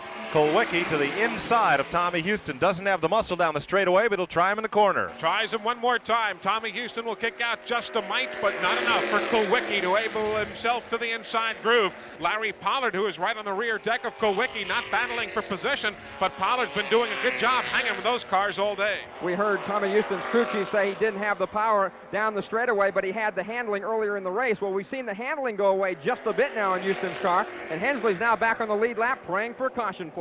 122 laps complete, 123 on the board now as Tommy Houston is embroiled in that battle with the cars a lap down. Second is Dale Jarrett, third is Jack Ingram. Fourth, just ahead of the leader, is Jimmy Hensley, and fifth, just behind the race leader, a lap down, is Alan Kulwicki. Let's go to pit road and Jerry Punch. Well, Ronnie Silver has pulled the Coors Light Silver Bullet Pontiac behind the wall. They're working on the car. Ronnie, what's the problem with the car? We're not sure, Jerry. We think at first of the race, the car was running all right, and then a few laps into the race started missing just a little bit, and I couldn't keep up with them down the straightaways. But then here it's awful wet. Yeah, what we don't really know for sure, and I know it got to missing real bad, and we decided to come in and see what was wrong with it rather than just keep running. The crew member just showed him a spark plug when he paused there, and it's got a lot of debris, a lot of burnt oil on the spark plug. They have lost a cylinder. An update on Tommy Houston. The left front of the hood on Houston's car is flapping a little bit. Possibly one of the hood pins has come out. There are two others holding the hood in place, but when he comes off the corners, you can see the left front of the hood is bent up, and the crew is a little bit concerned. Alan Kulwicki draws right alongside, trying to get back on the lead lap, and does so at turn number 2, so Houston remains the race leader. But now instead of 4, there are 5 cars on the lead lap at Wisconsin State Fair Park. Eddie Falk's car is on pit road. They looked under the hood, put it down, now push him away, and he's going back onto the racetrack. Jerry Punch is in his pits. Let's see if we can get a report. Marty, the car sounds awfully sour. It was missing when he went back away. Freddie Falk is standing here. We get a comment. Freddie, what's the problem with the car? We lost the cylinder. Started missing. We don't know what's wrong with it. Well, that's Freddie Falk, the car owner and the general crew chief, and it did sound awfully bad when it pulled away. Well, put some mustard on that cylinder, and Eli will find it out there in turn 2, I'm sure. That's been a good battle, Eli, the one at the front of the pack, but now everything seems to have opened up again. It really has. Jimmy Hensley and Kulwicki have both pulled off, and Tommy Houston has settled things down. Tommy was not handling quite as well in this end of the speedway either. Mark Arrow alluded to what was going on in turns 3 and 4 a few moments ago. So Tommy at this point decides not to punish the car any more than he has to. He let both Hensley and Kulwicki get by, and they have pulled off by a comfortable margin. But at the same time, Houston still has a fairly large edge on the second place runner Dale Jarrett and third place Jack Ingram, and he can see the 4th and 5th place cars right in front of him, so he's still in a pretty good spot. The 9th place car, Butch Miller, is on pit road in front of Ned. They've changed the left side tires on that car, Mike Joy. He was in not too long ago and made a normal pit stop, but now the engine has died, and he's talking to the crew member. That's a V6 engine in the car that he's running here today. But apparently they're going to bring him out of it. They're taking the steering wheel off, and indeed it looks like Butch Miller is through here for the day. And Eddie Falk spins his car out on pit road. He came into the pits, put on the brakes, and apparently one of those wheels locked up because he just loops it around, and his car is now facing up pit road. Let's go back to Jerry Punch. Well, they had the sign out for him to stop, and he looked like he was trying to stop. Then he began waving his hands violently at his crew chief, Freddie, who dove out of the way because evidently he had no brakes or it locked up on him, one or the other. The car did loop around. They now have the car righted, and they are pushing it back toward the wall, toward us here. And maybe they're going to try to get it refired, and nope, they're headed behind the wall. We'll get a comment from Eddie in just a moment. So Eddie Falk will join Merv Treichler, Dickie Boswell. Barney, here's the leader coming down pit road. He'll be headed down towards Jerry Punch. So Tommy Houston, an unscheduled pit stop here right now. And Houston almost loses it on pit road. He gets sideways. He's just in front of where they were pushing the Eddie Falk car. We'll watch Mike Day and the crew. They will change left side tires. Now, Houston did change left side tires on his routine pit stop. This would be an unscheduled stop for Houston. Mike Day and the crew had the tires on. They are trying to batten down that left front of the hood where it has already been bent some on the front of the car. Lengthy stop. Houston is motioning to the front of the car to Mike Day, and now he's pointing to the left rear of the car. There is some discussion. Again, 26 seconds. Lengthy pit stop for Tommy Houston. They were not ready for him. Evidently something happened. And now we see possibly a left rear tire may have been going down. We'll get a recap from Jerry in a moment when he checks with the crew. Let's go to Ned. He's with Butch Miller. Butch Miller has crawled out of his car. Butch, what's the problem? We poked a hole in the radiator. It was running nice and cool all day, and all of a sudden I looked and the gauge had wound itself around. Were you pleased with that little V6 here on this 1 mile track? Well, I tell you, that's kind of a stage 1 V6.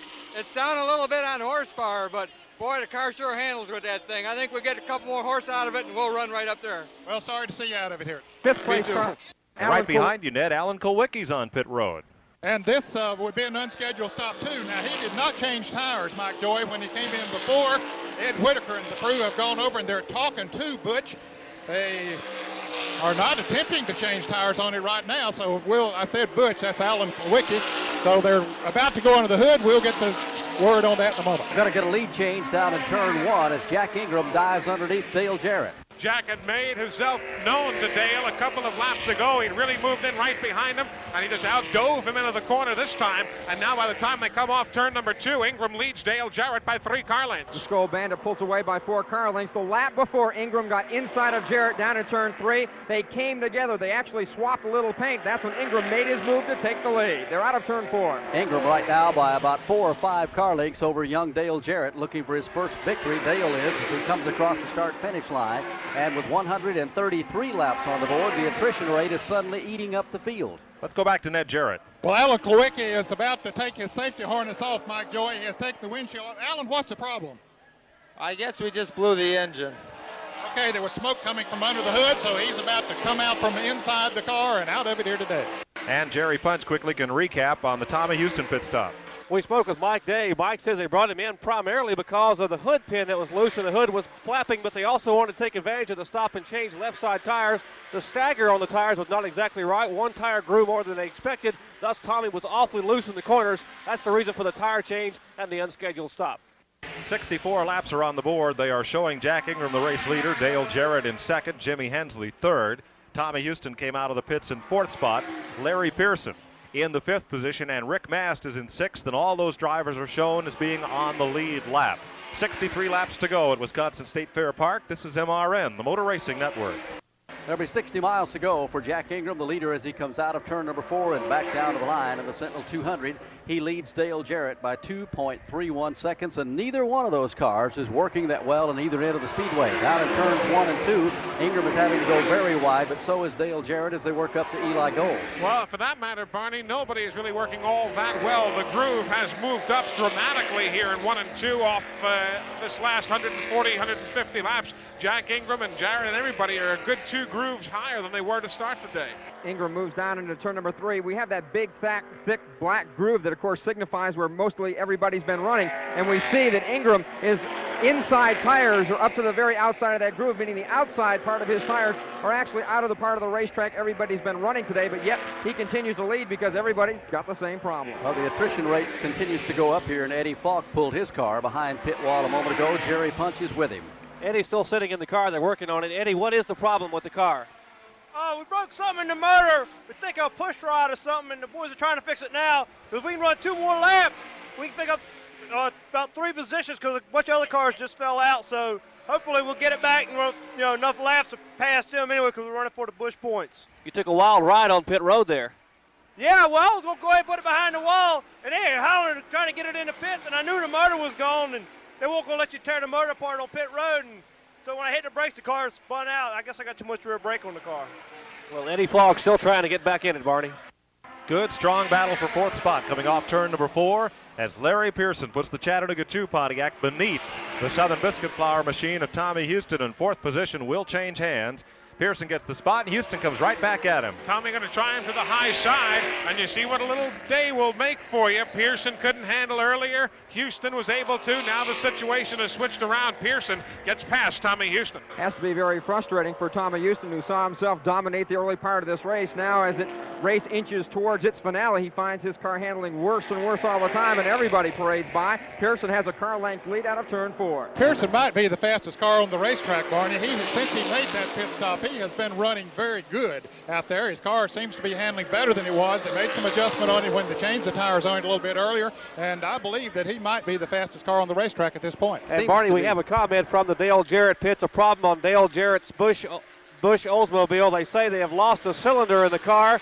Thus, he just said the car will not come off the corners. He just spoke with John Irvin a minute ago, and they look very dejected here in the pits, but he's going to try to hang on and finish the race. Well, Mike, I don't think there's ever been a young driver that's had worse luck than Dale Jarrett. He should have won a half a dozen races by now. The car has been that good underneath him for the last couple of years.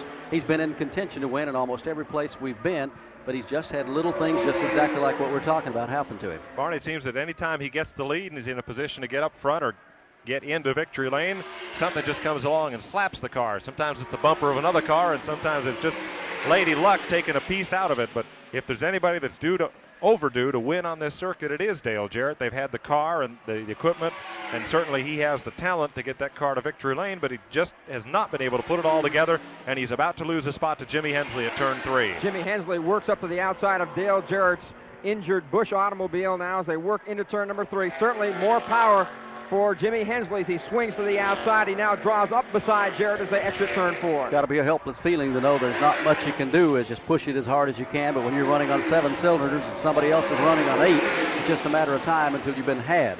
And Dale told us yesterday on pit road he's not discouraged. He knows he's going to make it in this business. He has as much driving talent as anybody we've seen in a long, long time, and he says the wins will come. It's just a matter of time. That's it. It used to just be you had 3 or 4 guys that you could pretty much outrun. You had Jack Ingram and Tommy Houston and maybe Tommy Ellis and Sam Ard, but now it's gone probably 10 or 11 guys that you got to outrun, and one of those guys hits the combination and you're not just exactly right, then you're left out for that day. So it's just made it tougher. The series is getting stronger and stronger, and you get more money behind these guys, and it doesn't do anything to make the competition better. Of course, that's great for the fans, and that's what it's all about. Well, his fortunes could be changing too, Mike, because we understand that there was a story in the Charlotte paper, and there's been a lot of discussion officially and unofficially that Dale may take the Mike Curb ride that Richard Petty will be getting out of, and that would indeed be a great break for the youngster. Well, I think it certainly would, Barney. It was rumored as a few weeks ago even that if Richard were to stay with Mike Curb, they might run a second car out of Curb Racing for Dale to contest the Champion Spark Plug Rookie of the Year honors. So there's a possibility of that happening now that, of course, Richard is leaving to go back to Level Cross and run his own team. That might open the door for Dale just to hop into the number 1 Curb car for 1986. It'd sure be a break for him, and he's paid his dues. And Ned, I know you have some thoughts on that, because that's what we talked about when we first came on this afternoon. That's how you get a good ride. You get in the sportsman division. That's at least one of the ways you get noticed. You prove that you are a good driver, that you're a team player, and that you can work with people and learn the rules of the road, so to speak. And then you wait for that opportunity to come along. As you mentioned at the top of the broadcast, Barney, this is perhaps one of the best proving grounds in auto racing, because the cars are so similar to the Winston Cup. They're a little bit lighter and don't have quite as big of engines, but they run on many of the same racetracks. They get to run against some of the Grand National drivers like Darrell Waltrip here today, and there'll be others that will be running at Darlington in the sportsman race there, so that's good experience for them. And Dale has paid his dues. He's had trouble in winning, but just hasn't got the right breaks yet along the line. But there are many in the sport that feel that he does have the talent to do it, and of course that's what he's been doing out here for several years, is trying to gain experience, trying to groom himself. He took the Dale Carnegie course, if you'll forgive me for the boast for a moment, but with the express purpose of trying to get himself in a position to represent a sponsor and a team in the right way. And that's what you have to do today, and maybe a break will come his way. There's something wrong with L.D. Ottinger's car. If we can interrupt a second, he just came by us and he was waving to the cars behind him to go on around. So something not quite right for L.D. Ottinger. Apparently he is slowing down. He may be heading for pit road this time, although he looks like he bypasses pit road. The car doesn't appear to be running on all 8 cylinders, but he does not take this turn to go down pit road. One car that is having trouble, though, is the Holland Heat and Air Pontiac of Joe Thurman of Rocky Mount, Virginia. The smoke coming from the rear end of that car has been getting heavier and heavier, and we've noticed the back end of the car wanting to spin out. And also now we have another smoker, that's Eddie Falk. His car smoking heavily now through turn 4. Well, you heard Falk say a moment ago to Jerry Punch, they just wanted to go back out there and pile up 4 or 5 more laps to get a couple of more higher finishing positions for the Busch points. We're 151 miles into the Sentinel 200 here this afternoon. Jack Ingram is the leader. Jimmy Hensley rides second. Dale Jarrett posted his third. Fourth now is Larry Pearson. And in fifth position will be Tommy Houston. Take you back through the field a little bit here at the Sentinel 200 in Milwaukee as L.D. Ottinger, under the black flag, pits his car. takes his car to pit road. Out of the race, Merv Treichler, Don Capusta, Dickie Boswell. Here's trouble, Mike Joy, as Larry Pearson and Joe Thurman tangle off of turn 4, and Pearson has spun to the inside of the racetrack. Thurman goes on down through there. Pearson now trying to get his car righted. He just backed into the wall here. I don't know how much damage is done. They have a recess type of a track here that goes down below the pits, and so just the top of the car is sticking out. But Joe Henry just came by us. He's got damage to the rear of the car, also to the right rear of the automobile, although he is under power and heading back towards pit road. Larry Pearson's car is resting against the inside retaining wall just off pit road. He slid about 300 feet, slammed into that concrete wall. There will be some right sheet metal damage on the car, and it looks like there may be a little damage on the left front of the car as those two tangle coming out of turn number 4. It's put us under caution for the first time this afternoon. So Pearson begins to unhook his safety belts to get out of the car. It is the first caution of the day, and it comes out here on lap number 157 with the caution out. Jack Ingram, the leader, puts his car onto pit road down in the vicinity of Jerry Punch. Well, Ingram brings the Skull Bandit Pontiac down. Owen Edwards, Roy Lee Jones, and the crew are ready. They will change right side tires. On the previous stop, Ingram had a left side tire change. They have the car on the jacks. Down in front of Ingram pitting is Jimmy Hensley, the 00 Thomas Brothers car. His car is pitting nose to tail at the first turn end of pit road as they have the right side tires now on Ingram's car. Under caution, they can be a little bit more deliberate. Here's Tommy Houston back in. There is oil all over the rear deck of that car, the rear bumper area. We spoke with Mike Day as Ingram's car and Hensley's cars pull away. We spoke with Mike Day, the crew chief on Houston. He says the rear end may be leaking just a little bit, and we can confirm that from here because the rear of the car is covered with a black substance, looks to be oil on the rear bumper.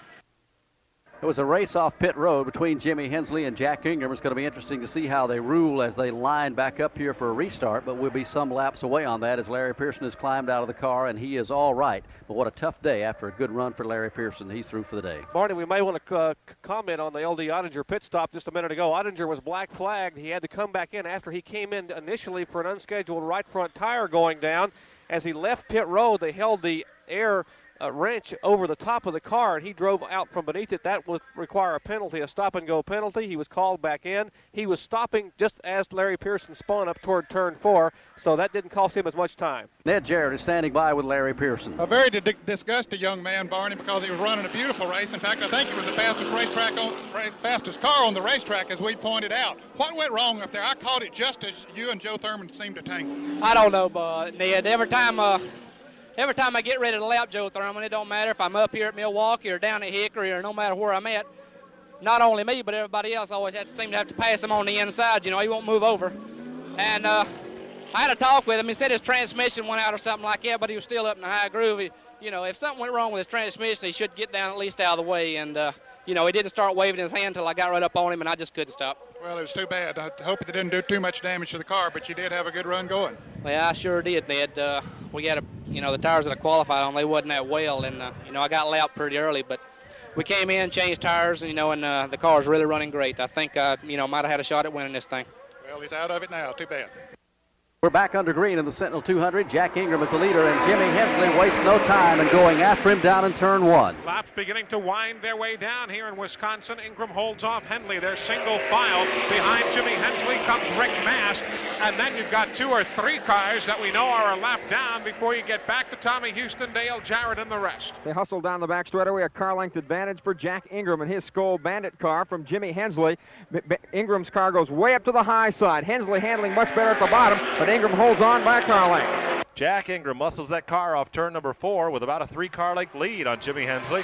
Hensley took the low groove down the front straightaway, but it didn't seem to gain him much ground. Rick Mast is there too. As a matter of fact, the guy on the move is Rick Mast. He's drawn to within 2 car lengths of Hensley, and Jack Ingram is pulled off from Jimmy Hensley by about 3 car lengths. Everybody among the front 6, single file.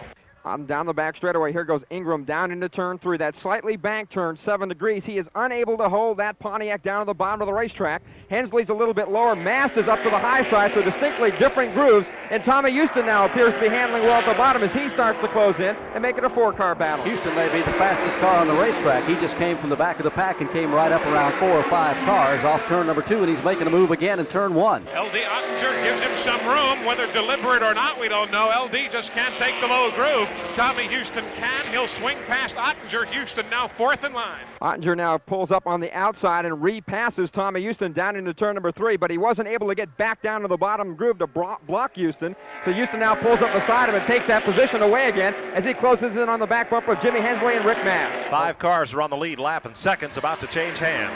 Rick Mast comes up along the outside of Jimmy Hensley, and right on the inside to cover the spot is Tommy Houston. Well, let's see here as Jack Ingram scoots away. Hensley still with the inside groove. Mast being forced to the outside. They're still side by side for second. Houston watching from fourth. Tommy Houston now draws up beside Jimmy Hensley as he loses that battle for second to Rick Mast. Houston now overpowers Hensley on the outside, and Mast's car goes way up to the outside. Houston will try to climb from fourth to second as they exit turn 4. And as that battle goes on door to door back there for the second spot, it allows Jack Ingram to get away just a little bit. He has opened up his lead now to a little better, maybe about a second, but the battle is for second spot. It's back in turn 1. And this time the inside groove is Tommy Houston's. Rick Mast using a higher groove through the turn, but Houston working so very well here in 1 and 2, comes off the turn with second spot. Rick Mast on the outside, a half a car length advantage as they work down into turn number 3, but here's Houston, draws up beside him again. His car working very well at the bottom of the racetrack now as Mast is fighting the car on the outside. The outside is not the quick way around, and Tommy Houston gets underneath Rick Mast, and he will take second spot away as they come past the start-finish stripe. It is Ingram, Houston, Mast in third. In the fourth spot is Jimmy Hensley, and in fifth is Dale Jarrett. And a very sportsmanlike thing that Jarrett did just before the restart. He was fourth in line, and Tommy Houston was fifth, and Jarrett motioned Houston by to move up ahead of him on the restart because Dale knew he could not stay with the race pace, only running on 7 cylinders. Mikey has a push rod sticking up through the valve cover on that car. They learned when he made that pit stop, so he is still riding it out there in that with 7 cylinders. And that's all he can do. Here in Milwaukee, there are 30 miles to go in the Sentinel 200 as Tommy Houston tries to hold off Jack Ingram and Rick Mast. Those front 3 are locked right together. They're in turn 2. The folks in Hickory are holding their collective breaths right now as Houston leads by 3 car lengths over Ingram. Jack is basically nose to tail with Rick Mast on the backstretch. After leading a good part of the opening of this race, Houston retook the lead the last lap by down in turn number 3 as he got inside of Jack Ingram. Ingram now in a battle with Rick Mast, and also a little bit of note, the last lap, Ingram saw Rick Mast saw the hole that was left open by Tommy Houston when he went by Ingram, and they actually came in contact. Mast almost shot into the walls. He tried to get a hold of that race car, but he's in third, pressuring Ingram down into turn 1. They're in 2. And as they come off the corner, again, you've got a relic of how well Tommy Houston has handled all day long today, with the exception of when he had to get himself into a series of pit stops. Otherwise, he's been the superior handling car, up to 3. He draws away from the Skull Bandit Pontiac of Jack Ingram. Ingram still way up at the high side of the racetrack. Rick Mast pressuring him. He's not at the very bottom of the track, but just a little bit lower than Ingram. And they spread out a couple of car lengths between first, second, and third as they hit the straightaway and work back into turn number 1. 172 laps are on the board. Tommy Houston looking for a win. It's been 25 races since he's been in victory lane. He talked about that. We've led a lot of laps. Matter of fact, I think we've led the second number of laps in the Busch series. But, you know, set on the pole, we've run quick, but we've had cars that have been 2 years old, and that's hurt us some. The cars would give up late in the race and it'd wear the tires out quicker than it would our competitors. And now we've got one new car. I've got another Buick Regal in my shop, and it's about completed. So we're getting a new stable of race cars down there, and I feel like that's going to help us a lot to win some races later on this fall. We've got good engines. The tires are doing good on this new car. We've run it 2 races, and you know, we're getting everything ironed out on it, and I'm looking for a win just shortly. Shortly may be today here at the Wisconsin State Fair Park Speedway as he leads the rest of the field. They're back in 3 and 4. He's got a 2-car length lead over Jack Ingram, but he hasn't been able to strengthen that lead. Ingram has hung on as strong as he can to his back bumper, so he's not able to draw away, but able to hold on to the lead comfortably. Front runners go back into turn 1. And still, Tommy Houston's got 4 car lengths on Jack Ingram. He's got 3, Ingram has, on Rick Mast, who ran so very well early in the season. As we said earlier in the day, this middle portion of the season has tailed off for him a bit, but he's got it together here in Milwaukee. Well, Houston and Mast are trying either one of them to become the 10th different winner on this circuit this season. In fact, the 17 races have been so competitive, nobody has won more than 3. Jack Ingram explains. Well, I wish I knowed. Last year I'd already won 8 races by this time, and right now I only have 2 races. I've been running well enough to win several more, but the way things turned out, I didn't. I think it's because of the competition. There's a lot of young drivers are winning now that never has won on this circuit, and of course, the older guys like me, it seems to be getting harder for me to beat them. He's got a shot at it today, though, as he trails Tommy Houston by about 2 car lengths out of turn number 4. Rick Mast, though, is right there, filling up the rearview mirror, that Skull Bandit Pontiac of Jack Ingram. Also on the lead lap, Jimmy Hensley is about half a straightaway behind, and Dale Jarrett's hanging on to the tail end of the lead lap here with just 24 laps to go. And a lap down, back in 6th position, they're still showing L.D. Ottinger as Larry Pollard is posted as the 7th place car. He's 2 laps off the pace. There are 5 cars on that lead lap. Don't count anybody out at this stage of the game. 176 are on the board in the Sentinel 200. Houston takes them back to turn 3. The leader's down into turn number 3. There's nobody on this racetrack now working harder than Rick Mast. He's doing everything he can to get by Jack Ingram, and his car among the leaders may be the most ill-handling. You can see his hands going back and forth like he's trying to wrestle something to the ground instead of steering a race car through the turns. Somehow, though, he is able to hold on. I bet you he's got some blisters before this race is over when he finally packs it in after 200 laps. They're back onto the back straightaway. Mast just a car length away from the back bumper of the Skull Bandit Pontiac of Jack Ingram. Now, Ingram's car all day long has not been able to run very well at the bottom of the racetrack. Again, he goes up, swings to the high side, and Mast's car is crossed up sideways. He tries to battle for second again. Ronnie, let's check in with Joe Thurman, a former national champion of the Sportsman Division, who is out of it. Why did you have to park it, Joe? I was coming off the 4th corner there, Ned, and the transmission come out, just lost power. I guess Larry didn't realize it till he got right up on the back of me and run into the back of me. So you really had no power, nothing to do there, but just sit there, huh? That's all. I was helping. I was waving my hand, hoping he would see it and know I was in trouble and go around, but it was too late and he didn't have time to make a break for it. Well, we're sorry to see you have trouble this far from home. Well, that's racing. We'll be back next time. Tommy Houston is still the leader in the Sentinel 200. He has an advantage of just a little over 2 seconds right now on Jack Ingram and Rick Mast, but the battle will be for that second spot. It's been a good one the last 15 turns around the speedway. It's just coming off turn 4. Rick Mast is just a car length behind Jack Ingram. He's tried him inside and outside, but for yet, not to no avail. Mast takes a look on the inside, no place to go. Took a look on the outside, still no place to go. And Jack Ingram is driving an awful lot of that rear view mirror, and he's going to have to, the way both the cars are getting around here. They're in front of Eli Gold. Neither car has a particular edge in handling, and Rick Mast comes off turn number 2. The car wiggles just a bit before it gets a set. Now he pulls to the inside of Ingram, but he can't make it go. He draws up now to the outside of Jack Ingram, goes from the inside of the racetrack. He will try him on the outside, but Ingram's car's been pushing up to the high side all day as he's able to drop beside him but not get by. Down the front straightaway, 185 complete, 15 to go. Houston laps by Billy Hogan's car. He's 2.2 seconds ahead of the second place battle that's nose to tail to turn 1. But anytime that second place battle gets side by side, it's a further advantage for Tommy Houston. Rick Mast off number 2, looks to the outside on Jack Ingram, but you can't make a move on the long side coming off the corner. He'll try on the backstretch. Ingram got a better bite coming out of turn number 2, able to draw away by some 2 car lengths into turn 3. That's the biggest advantage he's had in this battle over the past 10 or 15 laps. They exit turn 4 nose to tail. We asked Rick Mast yesterday if he felt like he was due for a win someplace. We're overdue for one. You know, we ran so well the first third of the season, and the last 4 or 5 races we've been off, you know, pretty bad. You know, we've been working real hard trying to turn things around. It's not any one thing that's causing our problems either. You know, with a couple of those races in this stretch I've been running, not finished good. We've had some good runs and had bad luck. Like at Hickory last week, we had an awful good run going, and I had a wheel broke and a tire went flat. Then I got in the race, wreck at the end of the race, so that knocked me out of that. But, you know, the way I figured, if you just keep working hard, sooner or later it's got to come to you. He's working pretty hard right now, and Jack Ingram, it's not for a win, but it's for second place, and that's important. They're back in 1. Last time by, Jack Ingram thought he had the inside covered, and Mast tried him. This time, Rick looks to the outside off turn number 2, but he just can't keep car 22 wound up enough off the turn. Falls back in behind Ingram. They run nose to tail down to the bottom of turn number 3. Ingram Skull Bandit Pontiac, he's doing everything he can to hold it on the bottom, but he can't do it. He goes up high. Here comes Mast back to the inside. And they are gaining on Tommy Houston. They knocked 0.2 of a second off Houston's lead that time by, so it's now 2 seconds flat.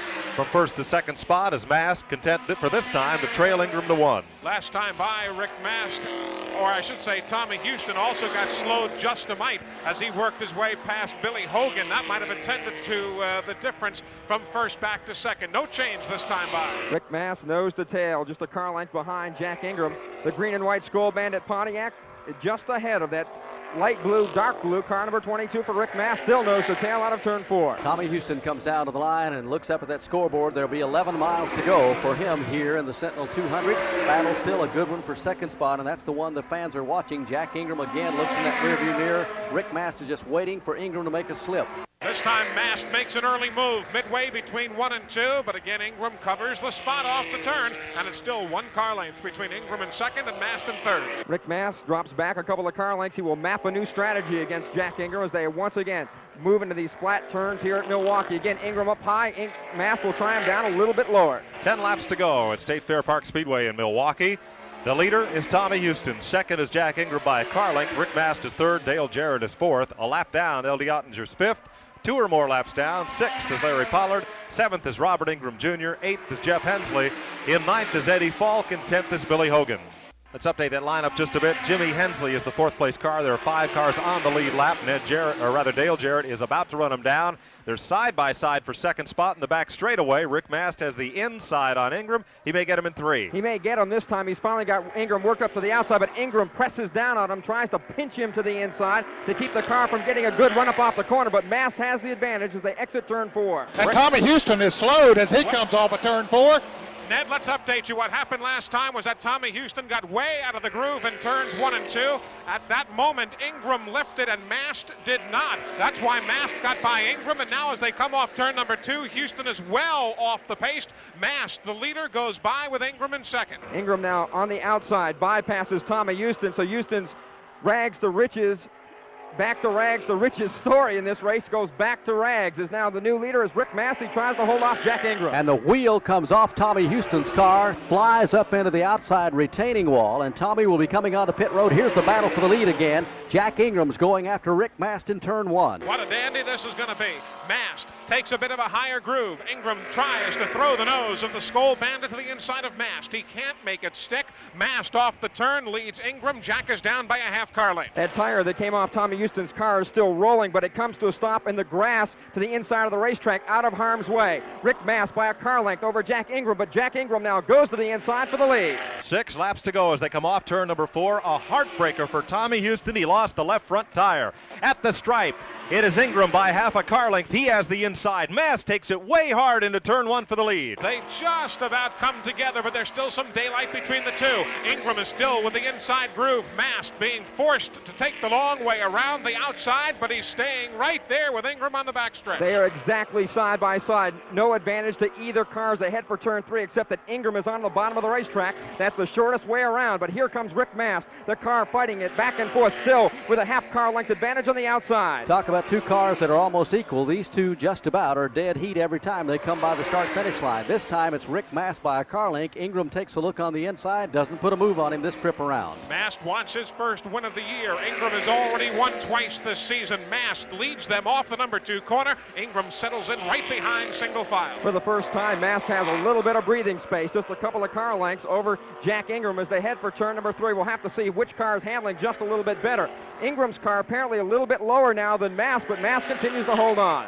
4 laps to go. Rick Mast hard on the throttle off turn number 4. He can really take that car deep into the corner. And this time he crosses the start-finish stripe.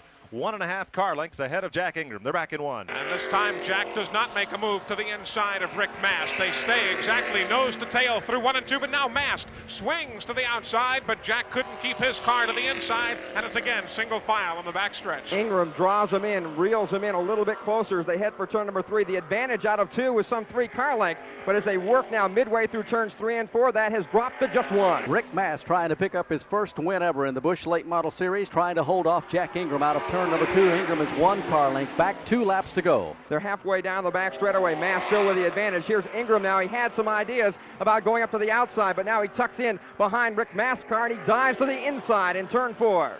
Jay Wells hands the start of the white flag, and it'll be 1 lap to go as they come past this time by. Eddie Falk is race traffic. They move him to the inside. Ingram goes way down the bottom of the racetrack, right to the apron to try to take the lead. Rick Mast is not giving it up, however. They're side by side. Mast with about an 1/8-inch advantage as they come midway between 1 and 2. Off the corner, Ingram to the inside. Mast to the outside. Wheel to wheel on the backstretch. After waging war for better than 199 miles, it comes down to this, side by side, a dead heat down into turn 3. Ingram at the bottom of the racetrack. They come together. They are still together halfway through the turn as they lean on each other, heading for the finish line. Going to be a dandy finish as they come out of the corner. They are dead heat, door to door. They slam into each other, trade sheet metal, but Jack Ingram is going to win at the start-finish line by 1 car length as the 2 cars came together. Both cars almost spun out of turn number 4, but the victory will go to Jack Ingram. From Wisconsin State Fair Park, this is MRN, the Motor Racing Network.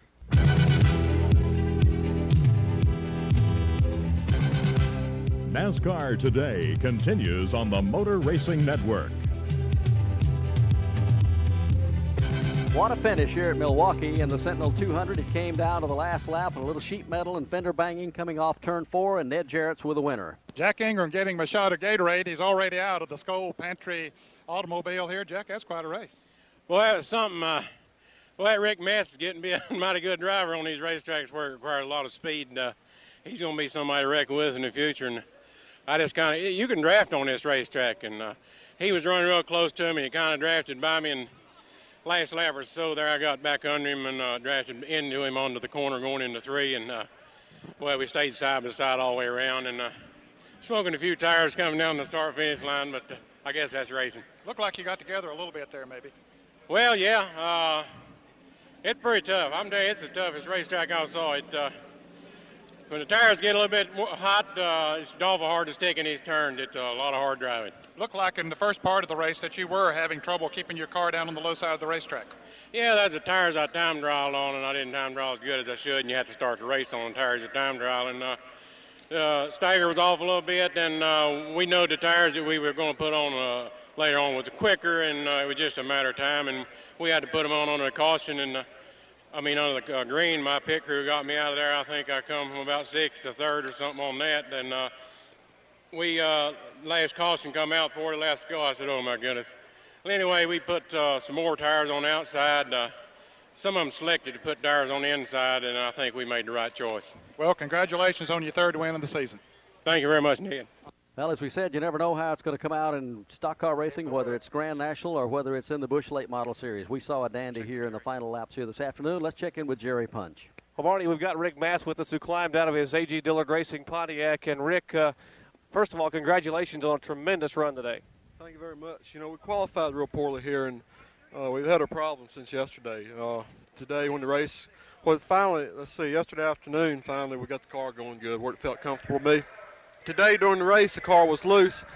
We put new tires on the right side and it was even looser. So on the second stop, we put our left side tires on. We changed some weight distribution and it tightened the car up a good bit. But I was just a little bit too loose for Jack. I knew I'd get by him, but I wasn't sure I could hold him off because I was just a little bit too loose. Other than that, everything went pretty good.